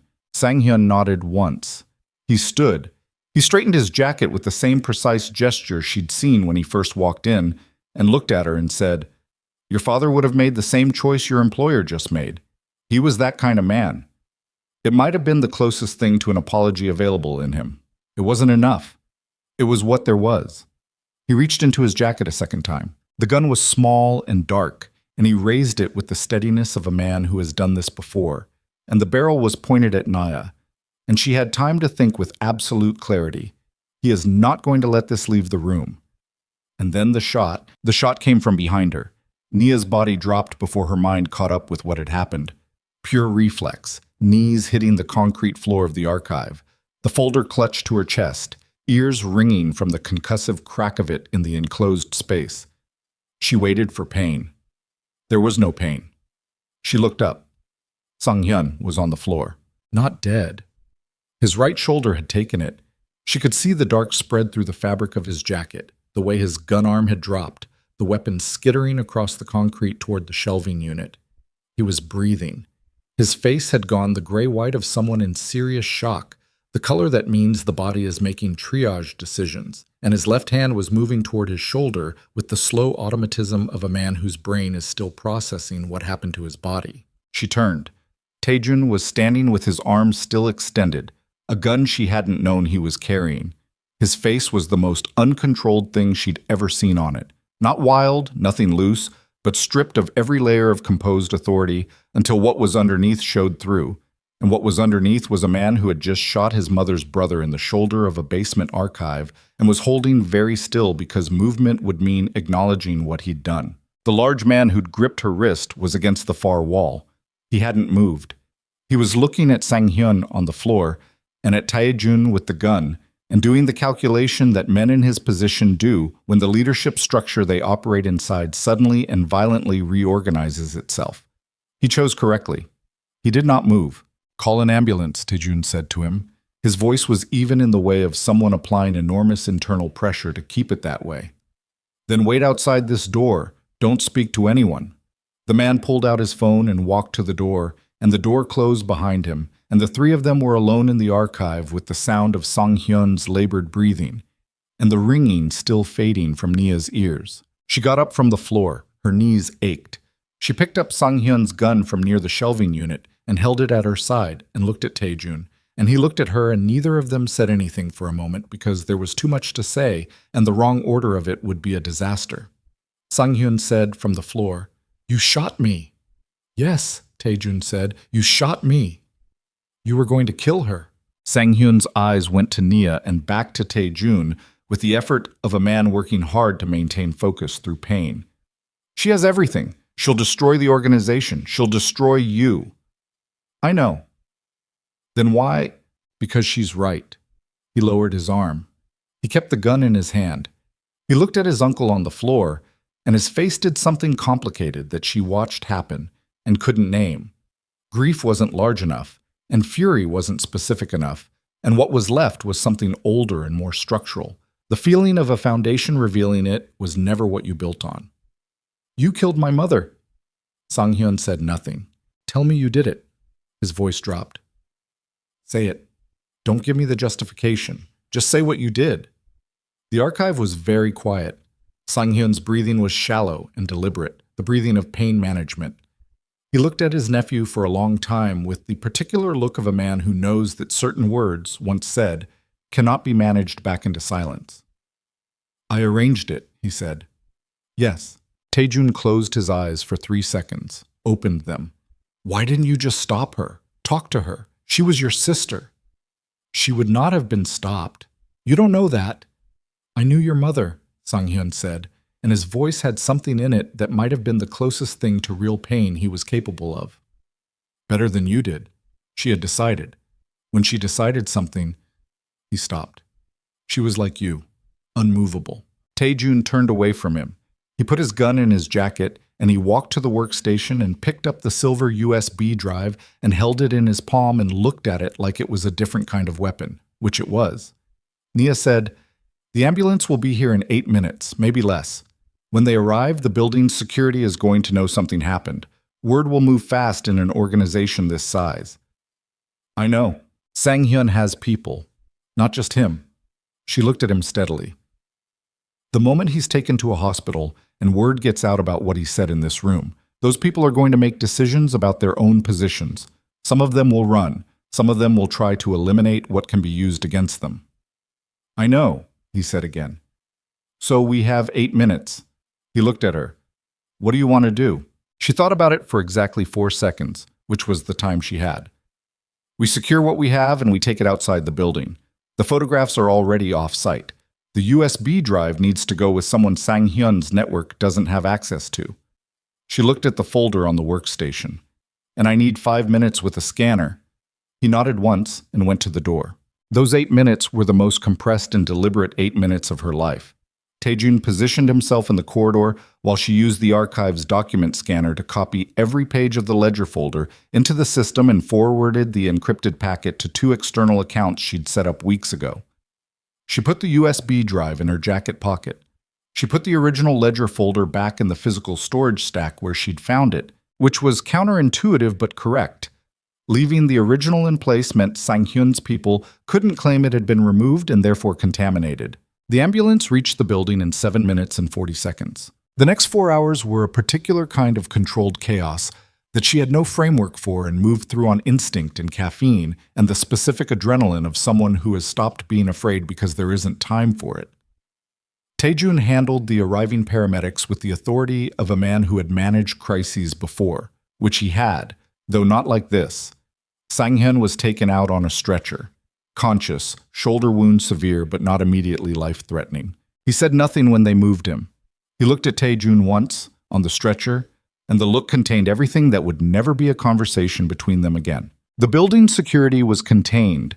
Tae-jun exercised his authority with a precision that told her he had anticipated something like this for longer than he'd admitted, had contingency structures in place, knew which of the security personnel were directly loyal to him versus loyal to the organization's broader power structure. 2 security managers were quietly separated from the building communication systems before they could make calls that would have complicated the next 12 hours considerably.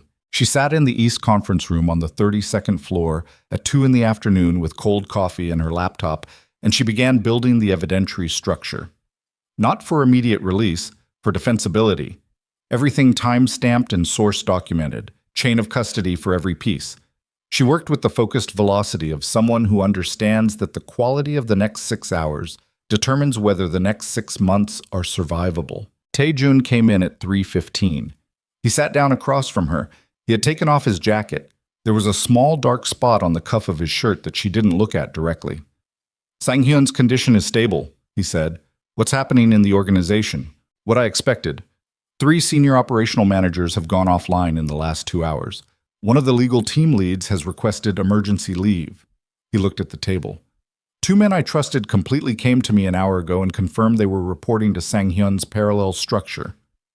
"How many people does that structure reach?" "I don't know yet." "More than I thought." He was quiet for a moment. "Less than it could have been." "Can you contain it?" "Not completely. Not quietly." He looked at her directly. "There's going to be exposure, significant exposure, the kind that doesn't stay internal." She held his gaze. "I know." "The USB drive, the photographs, the ledger." He paused. "If that material reaches prosecutors or the media without a managed approach, it won't just be Sang-hyun and his network. The investigation will take everything. Including you." "Yes." She looked at him carefully. "Is that why you're telling me this?" "I'm telling you because you need to know the full landscape of what you're holding." He leaned forward slightly. "And because you're going to have to decide what you do with it." "I'm not," she started. "I'm not asking you to protect me," he said. "I'm asking you to understand that this is your choice now, not mine. What you have is yours. What you do with it is yours." He held her gaze. "I have no right to tell you how to use what your father died to find." The room was quiet. Outside, Seoul was doing what Seoul did, enormous and continuous and indifferent to the specific weight of what was happening in one glass tower above the Han River. Nia thought about what she'd said to him in this room weeks ago. "I'm not asking you to clear his name. I'm asking you to show me the truth." She thought about 11 pages of printed ledger. She thought about Emmanuel Okafor's last journal entry and the 3 lines of compressed handwriting that had been waiting 11 years for someone to finish what they started. "What would you do," she said, "if I wasn't here? If this was entirely yours?" He was quiet for long enough that she knew he'd thought about it already. "I would release it," he said. "All of it. To investigators and to the media simultaneously, so neither has the opportunity to suppress the other." He paused. "I would do it knowing it ends everything built on the foundation my grandfather laid." Another pause. "And I would do it because the alternative is to keep building on it. And I've watched what that costs." She looked at him. "I spent 20 years believing a lie," he said. "A man died for that lie. My mother died because of a decision made inside this organization. I've run this organization for 15 years, and everything I've built has been insulated by the same structures that made those things possible." His voice was controlled, and underneath the control was something raw and very tired. "I don't want to manage it anymore. I want to end it." She nodded slowly. "Then we need more than what we have." "What do you mean?" "The USB drive and the ledger document Sang-hyun's actions and the financial fraud. They establish what happened to my father and what happened to your mother." She pulled her laptop toward him so he could see the screen, but the full scope of the syndicate's operations, the politicians, prosecutors, judges connected to the Kang network, that's what my father's notes referenced. That's what he said he found. All of it. She looked at him. "Where's the rest?" Tae-jun looked at the screen for a moment, then he said, "Floor 41. She waited. "Above 40, he said. "Where the magic happens." He said it without humor, flat, just the words. "There is a secondary archive on 41, operational records, contact histories, the full network documentation going back to my grandfather. It's the insurance policy the organization has maintained for decades, proof of every relationship, every arrangement, every payment to every official, mutually assured exposure. Sang-hyun's contingency plan." He looked at her. "What?" "When you came into the archive and he knew it was over, he said something about a contingency, that he had a plan capable of exposing everything." She held his gaze. "He has access to floor 41. Tae-jun was very still. "He can't release that material without exposing himself." He's in a hospital with a gunshot wound, and his network is fracturing, and he has nothing left to protect, she said. He can absolutely release that material. He can release it selectively, in a way that exposes you and the network without tracing directly back to him. Or he can release all of it in the kind of documented chaos that looks like a dead man's switch. She leaned forward. If Sang-hyun releases the Floor 41 archive before we do, he controls the narrative. He decides what it looks like and who it points to. Mam okiso shishantrant. Taejun stood up. He was already moving. I need 30 minutes, she said, to finish what I'm building. The evidentiary package needs to be complete before we go to 41, because if something goes wrong up there, I need what we have to be already secured and already transmitted. He stopped at the door. 30 minutes. 25, she said, and turned back to the screen. She worked fast, and she worked well, the way she worked when the stakes removed everything that wasn't essential and left only the pure function of a trained mind running at full capacity. She finished the evidentiary structure, verified the encryption on the 2 external accounts, set up the conditional transmission, a dead man's switch of her own, requiring her active confirmation every 6 hours or the full package transmitted automatically to a list of recipients she'd built over the past week. Journalists, international prosecutors, 3 independent investigators with no connection to Seoul's judiciary. She sent Taejun a text with the confirmation code. Evidence secured. External. Time locked. Whatever happens on 41, it goes out regardless. His reply came in 11 seconds. Good. She closed the laptop. She stood. She looked around the East Conference Room, the table, the glass walls, Seoul outside, the particular light of a November afternoon going toward evening. She'd sat in this room and had conversations that had dismantled her understanding of her father, of this company, of what a man who ran an empire actually looked like from the inside. She'd had conversations that she was not finished thinking about and would probably not finish thinking about for years. She picked up her jacket. She went to the elevator. Floor 41 required a separate key in addition to the key card. Taejun was waiting by the elevator with it. He looked at her when she arrived. Really looked. The full attention look she'd first identified in the boardroom. And said nothing, which was correct, because there was nothing to say at this point that wasn't already understood. They rode up together. The elevator opened onto a corridor she hadn't seen before. Narrower than 32, no glass on the exterior walls, fluorescent lighting that gave everything a slightly institutional quality. 3 doors. The one at the end was steel-framed with an electronic lock and a second mechanical backup. Taejun unlocked both. The room beyond was smaller than sublevel B, but denser. Floor-to-ceiling shelving on every wall packed with physical binders and external drives in labeled sleeves. A central workstation with a monitor that showed a status display, connectivity, storage, a countdown timer running in the corner of the screen. Nia saw the countdown timer, and her stomach dropped. That wasn't there before, Taejun said. He said it with the controlled flatness of someone who is not allowing themselves to react yet. She moved to the workstation. The countdown read 47 minutes and 31 seconds. 30 seconds. 29. The status display showed the archive's contents had been prepared for transmission, a process that had been initiated remotely, she could see from the log, 43 minutes ago. From a device registered to Kang Sang-hyun, from his hospital bed. He did it the moment they stabilized him, she said. She was already moving through the interface, hands fast and precise across the keyboard. He had it set up in advance, triggered remotely. She found the transmission queue, the recipient list, the package contents, the scheduled release. She looked at the recipient list and felt the specific cold of something with genuine weight. 47 media organizations, 19 prosecutorial offices across 6 countries, 11 international law enforcement contacts. The full organizational exposure, names, payments, records, everything. All of it, including the records of Taejun's involvement in the syndicate's operations since he'd assumed leadership at 22.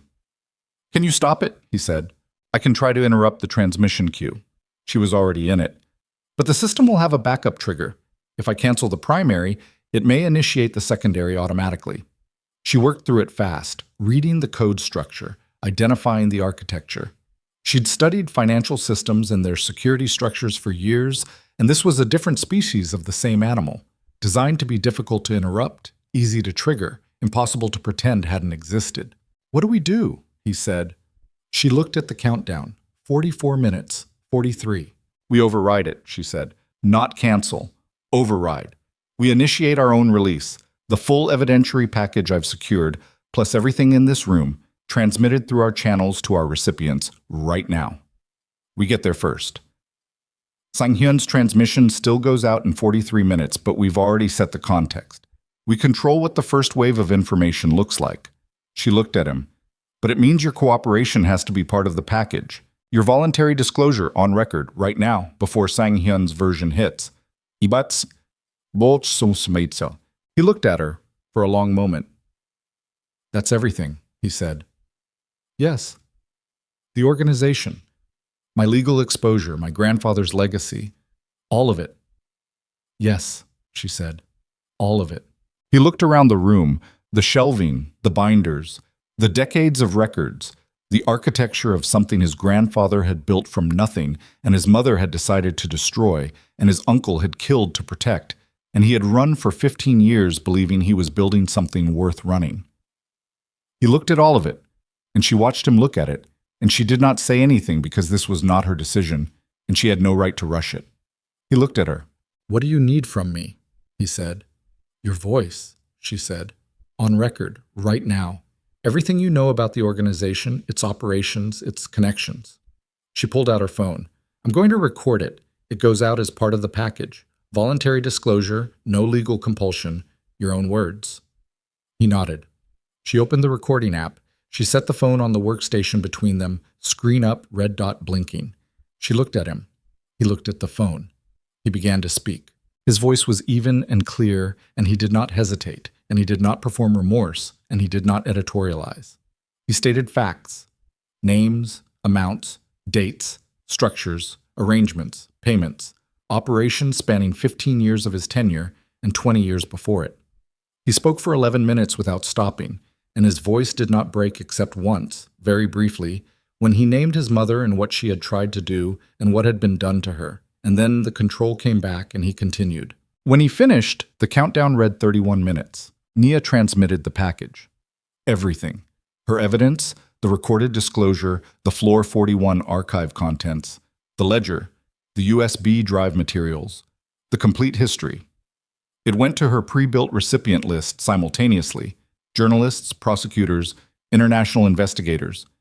And she added, at the last moment, one additional recipient she'd identified 3 days ago and held in reserve. The head of an international anti-corruption commission who had spent 6 years trying to document the intersection of Korean organized crime and government corruption and had never had enough. She hit send.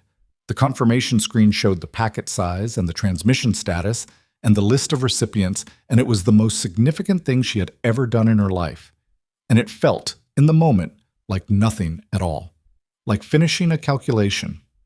Like the last line of a report. She closed the laptop. 30 minutes remained on Sang-hyun's countdown. They were standing in the room on the 41st floor of Daesung Holdings, and everything was already in motion, and there was nothing left to do but wait for the world to receive what they'd sent it, and in 30 minutes Sang-hyun's version would follow it, and the combination of the two would be the end of something that had existed for 30 years, and the beginning of something that neither of them could fully see the shape of yet. Tae-jun was looking at the countdown timer. She was looking at him. His phone rang. He looked at the screen. It was a number she couldn't read from where she stood. His face changed, not dramatically, just the slight tightening of someone receiving information they anticipated and hoped not to receive. He answered. He listened for 20 seconds. He said 2 words in Korean and ended the call. He looked at her. Sang-hyun's network, he said. 3 men. They're in the building. She felt it in her chest. Not panic, the thing that lives adjacent to panic that is actually clarity. How close? His jaw tightened. They're in the elevator. The floor indicator above the elevator door at the end of the corridor lit up. Moving. 32, 35, 38. Tae-jun moved to the steel-framed door, and she followed, and he closed it behind them, and she heard the lock engage, and he looked at her in the narrow fluorescent corridor and said, There is a stairwell at the end of this corridor. It exits at ground level through the loading area. He reached into his jacket and took out his gun and held it at his side. "Stay behind me." "I'm not—" "Stay behind me," he said again. Not harsh, just clear. And she heard the elevator reach their floor, and she heard the doors open, and she moved. The stairwell door was at the end of the corridor, and they reached it in 7 seconds, and through it, and into the gray concrete of the service stairs, and the door closed behind them, and she heard, through the steel, the corridor on 41 receiving footsteps that were moving fast and not bothering to be quiet anymore. They went down. 40 floors of stairs is not a trivial physical fact. By floor 30, she could feel it in her thighs, and her breathing was harder than she wanted it to be.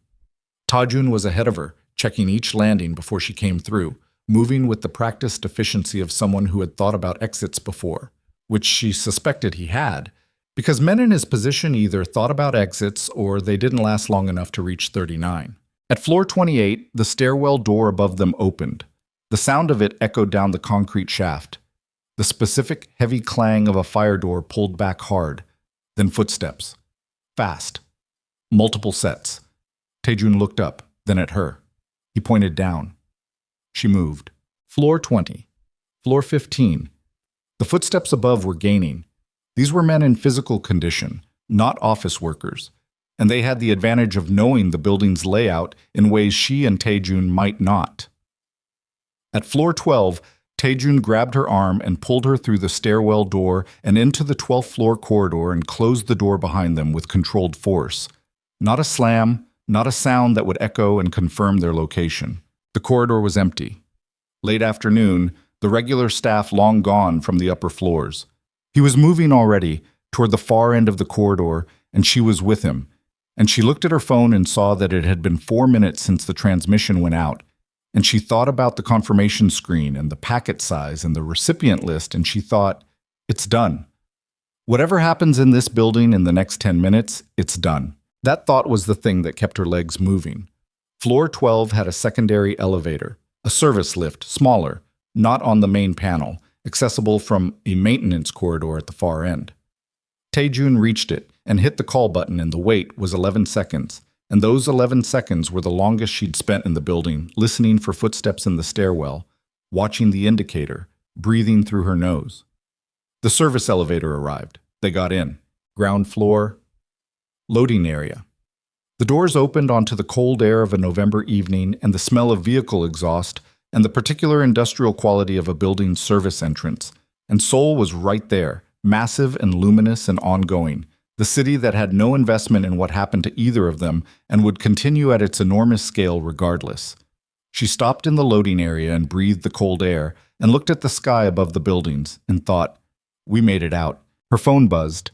A message from the first journalist on her recipient list, a response time of 4 minutes from transmission to acknowledgement, which told her the journalist had been waiting for something, had standing alerts, was already moving.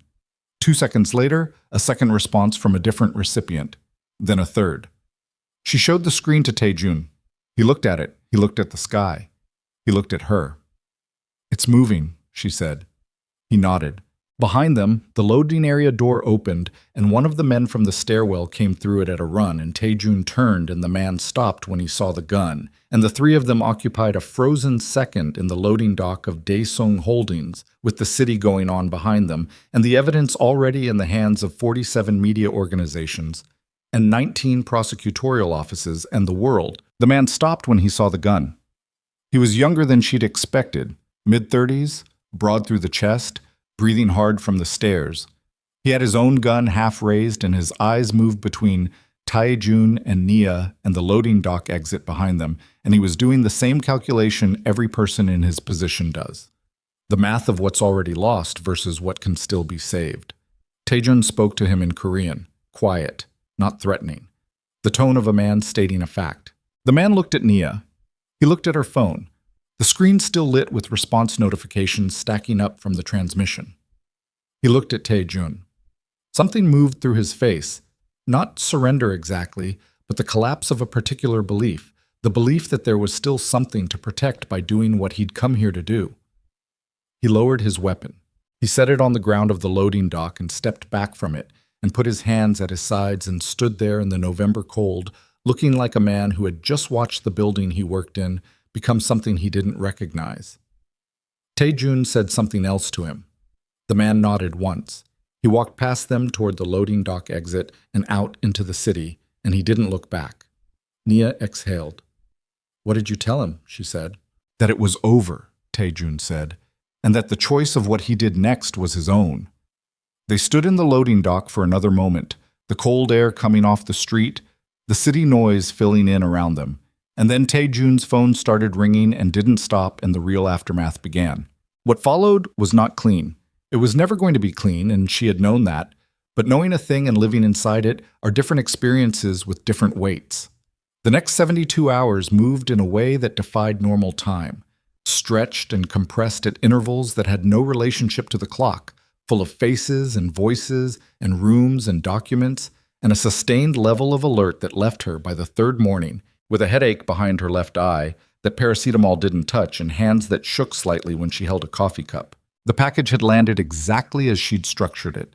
The simultaneous transmission to media and prosecutorial contacts had done what simultaneous transmission is designed to do. Created a situation where suppression was impossible because too many independent entities received the information at the same moment, and the first to publish was already published before the second had finished reading. Within 6 hours of transmission, 3 major Korean news organizations had confirmed receipt and were running verification. By midnight, 2 international outlets had published initial reports. By the following morning, it was not a Korean story anymore. Sang-hyun's transmission had gone out on its 43-minute schedule, exactly as triggered. It hit its recipients 22 minutes after theirs did. The result was what she'd anticipated. It added to the volume and confirmed the core facts, but because it arrived second, in a landscape already shaped by their voluntary disclosure in Tae-jun's recorded testimony, it could not control the narrative. It became corroboration rather than revelation. Sang-hyun, from his hospital bed, had played the only card he had left and found that someone had already changed the game. Prosecutors contacted Tae-jun's legal team within 36 hours. He met with them in a conference room in a building that was not Daesung Holdings. He never went back to that building, not once, not even to collect anything personal from the corner office on the 32nd floor. And the meetings were long and difficult, and she was not present for most of them because they were not her meetings to be present for. She had her own meetings, with the International Anti-Corruption Commission, with 2 journalists she'd identified as rigorous and whose work she'd read carefully before adding them to the recipient list, with a prosecutor from the international office who flew in from The Hague and sat across from her in a Seoul hotel conference room and asked questions for 4 hours that she answered with the same precision she'd brought to every financial analysis she'd ever produced. She told them about her father, she told them about the ledger, she told them about Sublevel B and what she'd found there, and the methodology she'd used to analyze it. She told them about Sang-hyun in the archive with a gun in his hand. She told them all of it, and she told it without editorializing and without breaking. And when the 4 hours were finished, the prosecutor from The Hague looked at her across the table with the expression of someone who has just received a significant gift and knows the cost of it. "Your father's notes," he said. "The journal. We'll need it." "I know," she said. "You can have copies. The original stays with me." He looked at her for a moment. "That's not standard. It's not negotiable," she said. And that was the end of that. She kept the journal. She kept it in her bag, carried it every day, and at night she set it on whatever surface was available in whatever temporary accommodation she was in. There were 3 different hotels in the first 2 weeks, moving being a reasonable precaution while Sang-hyun's network was still being mapped and dismantled, and she did not open it. She just needed it there. Kang Sang-hyun was formally arrested on the 14th day in his hospital room 2 days after he was medically cleared for transfer to a detention facility. She was not there for the arrest. She read about it on her phone in a coffee shop in Mapogu, a place she'd started going to because it was close to the apartment, and the person behind the counter had stopped trying to make conversation with her after the second visit, which she appreciated. She read the report and drank her coffee, and looked out the window at the street and thought about a man who had sat on a concrete archive floor and said, "I loved my sister," and believed it, and had killed her anyway, and believed that too. She did not feel triumph. She had expected to feel something in the vicinity of triumph, and found instead something quieter and more durable. Not satisfaction exactly, more like the specific settling that happens when a weight you've been carrying without fully acknowledging reveals itself by finally being set down. The trials were announced 4 weeks after the initial disclosure. Multiple defendants across multiple jurisdictions. Sang Hyun for the murder of Yoon Jae-won and the deliberate homicide of Emmanuel Okafor, fraudulent construction of evidence, financial crimes spanning 2 decades. 6 government officials in the first wave of indictments, with more expected. 3 senior syndicate operational managers who had been identified through the Floor 41 archive and had, in the days following the disclosure, made the tactical error of running, which in the current climate was its own form of confirmation. Taejun's cooperation agreement was announced the same day. Full cooperation in exchange for prosecutorial consideration on his personal exposure. Not immunity, nothing so clean, but a negotiated framework that acknowledged the difference between someone who had inherited a criminal structure at 22 while being deliberately misled about its most significant crimes, and someone who had constructed those crimes deliberately. The distinction was real and imperfect and exactly the kind of thing that people would argue about for years, which was appropriate because it was genuinely arguable. She saw him for the first time in 3 weeks on a gray afternoon in December, in a small restaurant in a neighborhood neither of them had any particular connection to. He was already there when she arrived, sitting at a table in the back with a cup of tea he hadn't touched, wearing a jacket she hadn't seen before, looking like a man who had lost 30 pounds in a month and was only partly aware of it. She sat down. The server came and she ordered tea and they waited until the server left. "How are you?" she said. "I don't know yet," he said. "You?" "The same." He looked at her. The full attention look, the one she'd first identified in the boardroom, the one that had never varied. It was still there, underneath everything that had changed, which told her something about what was structural in him versus what had been constructed. "My grandfather built the organization from nothing," he said. "Post-war Seoul. Nothing to build on, nothing to lose, a specific set of skills, and a willingness to use them." He looked at his tea. "I used to tell myself there was something to respect in that, the scale of it, the discipline." "There might be," she said, "and it doesn't change what it was built into." "No." He looked at her.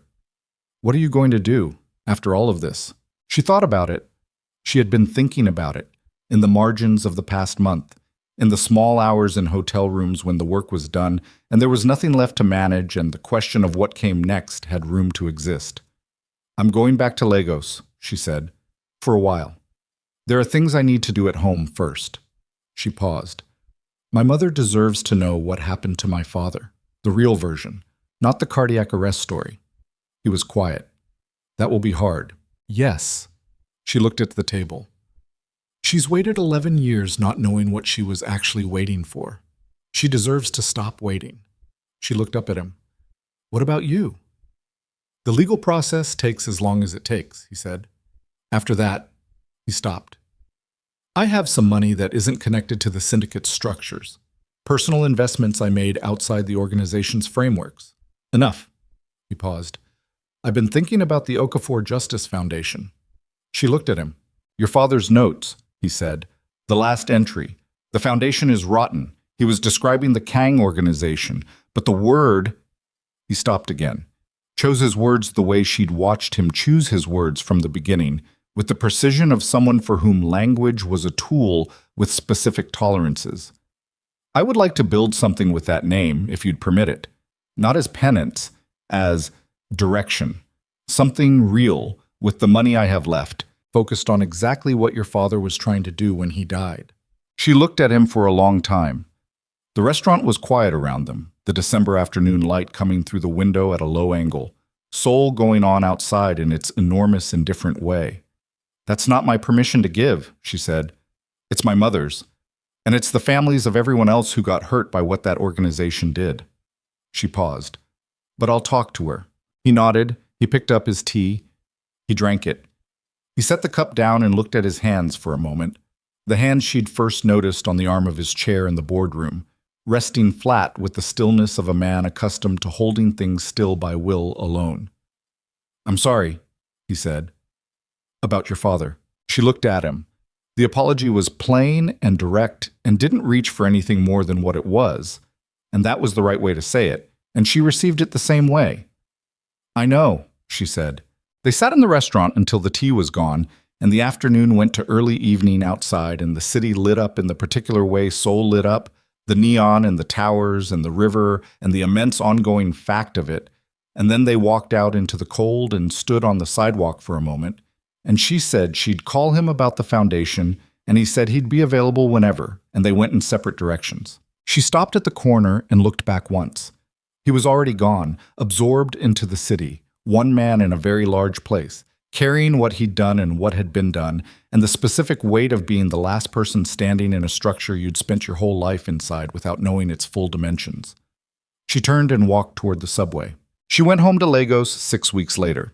The apartment she'd grown up in was smaller than she remembered, the way places always are, and her mother met her at the door with the particular quality of relief that comes from worrying about something for years and finally having it in front of you where you can see it. They sat at the kitchen table, the same table where Emmanuel Okafor had eaten his last breakfast, and Nia told her everything, all of it, the way she'd learned to tell things, in order, with the evidence clear, without editorializing. Her mother listened without interrupting, which was her mother's way, and when Nia was finished, there was a long silence. Then her mother said, "I knew it wasn't his heart." Nia looked at her. "You knew?" "I didn't know anything specific." Her mother looked at the table. "I knew your father.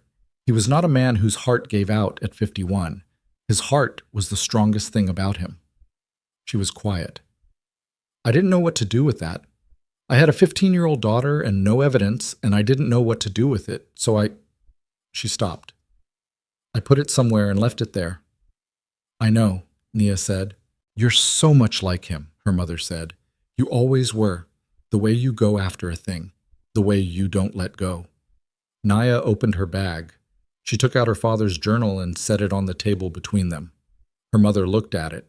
She reached out and touched the cover, the worn leather, the soft corners, the texture of something that had spent a long time in hands that had mattered. She didn't open it. "He would be so proud of you," her mother said. Nia thought about Emmanuel Okafor pulling transfer records before an audit that was designed to reach them. She thought about him writing in a journal in the last weeks of his life with the handwriting of a man running out of time. She thought about 3 lines of compressed truth and an 11-year wait for someone to finish what he'd started. "I think he did this first," Nia said. "I just finished it." Her mother looked at her, and the look contained everything that had ever passed between a parent and a child. The pride and the grief and the love that doesn't require articulation, and the particular ache of recognizing your own qualities in someone you made and sent into a world you couldn't fully protect them from. She picked up the journal. She held it in her lap. She did not open it. She just held it. They sat at the kitchen table until it was dark. The trials took 14 months. Nia attended the opening proceedings in Seoul, and one day of testimony in the middle and the verdict day at the end, flying in each time from Lagos or from wherever the foundation work had taken her in the interval, because by the time the verdicts came, she had been working with an international anti-corruption nonprofit for 6 months, and was in the process of helping establish the Okafor Justice Foundation as a separate entity with its own board and its own mandate and its own funding, which was partly Tae Jun's remaining personal assets and partly a significant grant from an international development organization that had been looking for exactly this kind of focused institutional structure. Kang Sang-hyun was convicted on all counts. He received 41 years, a number that at 62 meant the same thing as the rest of his life, which is what the prosecution had argued for and the court had agreed with. He showed no visible reaction when the verdict was read. He sat in the defendant's chair with the same stillness he'd carried into the archive on a Saturday morning, and looked at the middle distance, and she watched him from the public gallery and thought about a man who had told a 39-year-old nephew the truth about his mother in a basement archive, not out of remorse, but because the game had ended and the truth was the only currency left. The 6 government officials received sentences ranging from 8 to 23 years. The prosecutions extended further as the Floor 41 archive was processed. It took 18 months to fully work through, and additional indictments came in waves, each one appearing in the news with the slightly numbing quality of large institutional corruption revelations, where each individual case was significant and the cumulative scale became almost abstract. Emmanuel Okafor was formally exonerated 6 months before the Sang-hyun verdict.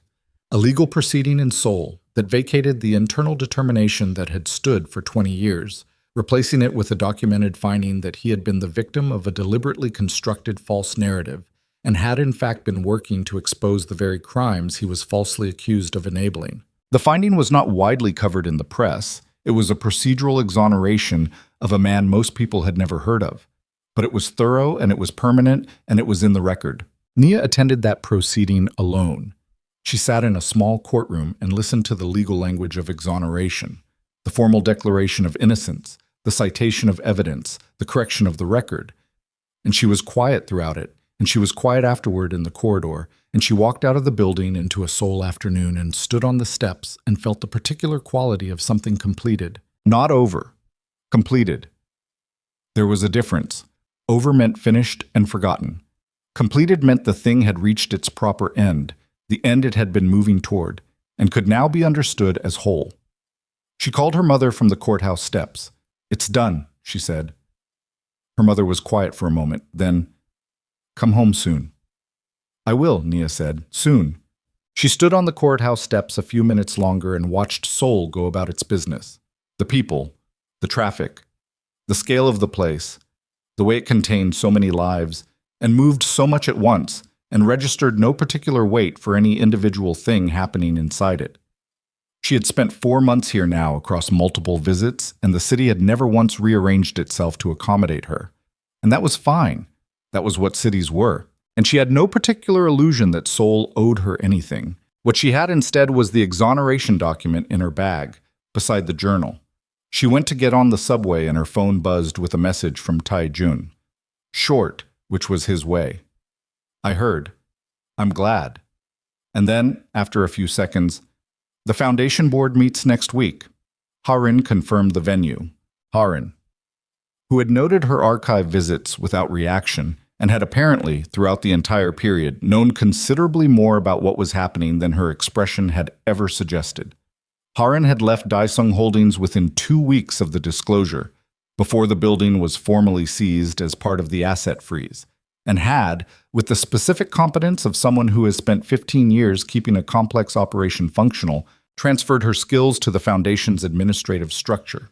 She was, Nia had determined within the first month of working with her, exceptional at the work in a way that had been invisible when the work was being used for something that didn't deserve it. The foundation board had 7 members. Nia was the chair.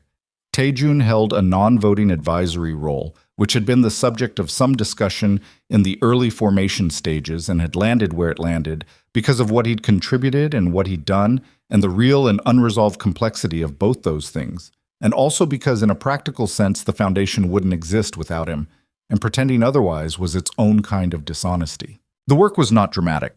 That was the thing she hadn't fully understood before she was inside it. That the most significant work was also the most unglamorous work.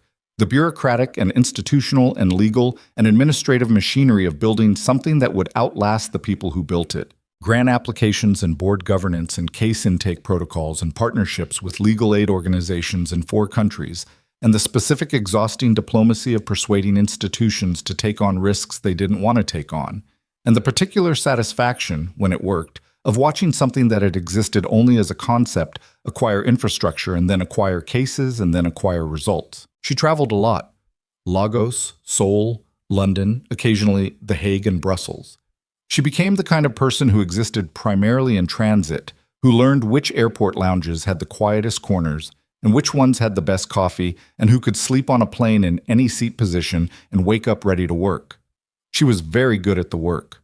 She was good at it the way her father had been good at his work, with a specific gravity that came from understanding the real stakes underneath the technical surface. She thought about her father often, not with grief anymore, or not only with grief, with something more like accompaniment, the sense of a presence that had agreed to travel along in a way that didn't announce itself.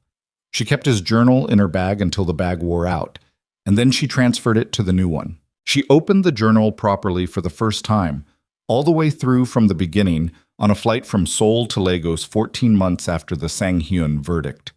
She read it slowly, over 6 hours, and her father emerged from it the way people emerge from their own documents, not as the idealized version or the reduced version, but as himself. A man with contradictions and fears and humor and a deep specific stubbornness about certain things and a capacity for love that showed up more in what he did than what he said.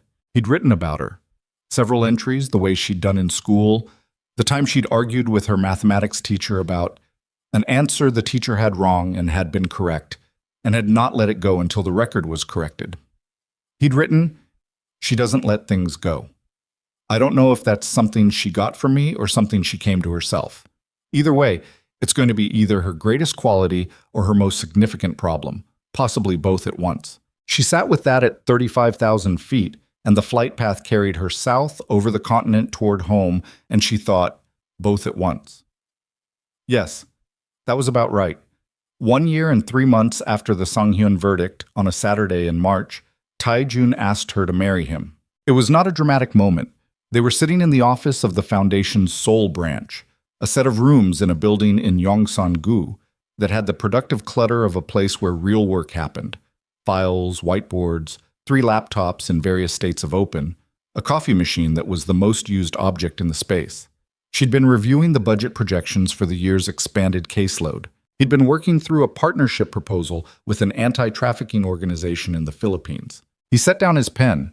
He said her name, which was how he always began things he'd thought about for a long time before saying. She looked up from the projections. He looked at her with the full attention look that had never changed and said what he'd come to, simply, without performance. She looked at him for a moment.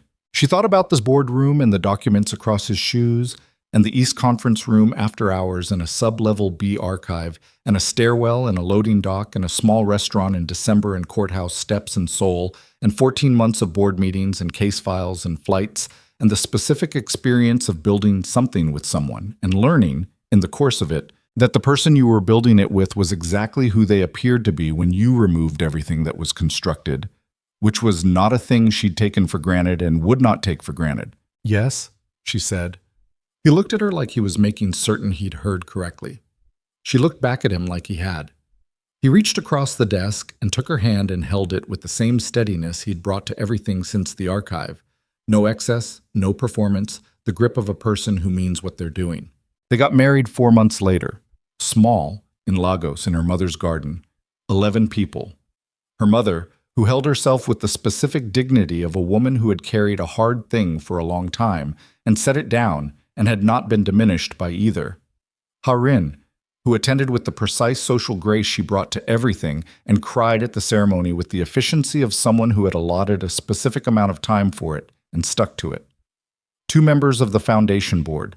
The journalist who had published first and had remained in the months since a rigorous and useful presence in the foundation's work. The prosecutor from The Hague, who had flown in on his own time and shook Tae-jun's hand with the expression of someone who had made peace with complexity. The garden was small, and the food was her mother's cooking, and the afternoon was warm, and the light was the specific quality of Lagos afternoon light, which had its own color and weight, and which Nia had spent 4 years away from and recognized the moment she stepped outside as something that had been waiting for her, patient and unchanged. She stood with her husband in her mother's garden, and the people who had come were talking, and the afternoon was going slowly toward evening, and somewhere inside the house, her father's journal was in her bag on the kitchen chair, and the Okafor Justice Foundation existed in 4 countries with active cases, and a staff of 18 and a board that took its mandate seriously, and a name that meant something now in the circles where it needed to mean something. The Kong Empire was gone. Daesung Holdings had been dissolved through the asset proceeding. Its 40,000 employees absorbed through a managed transition into other organizations. Its physical assets liquidated. Its records transferred to the prosecutorial archive, where they would be processed for years.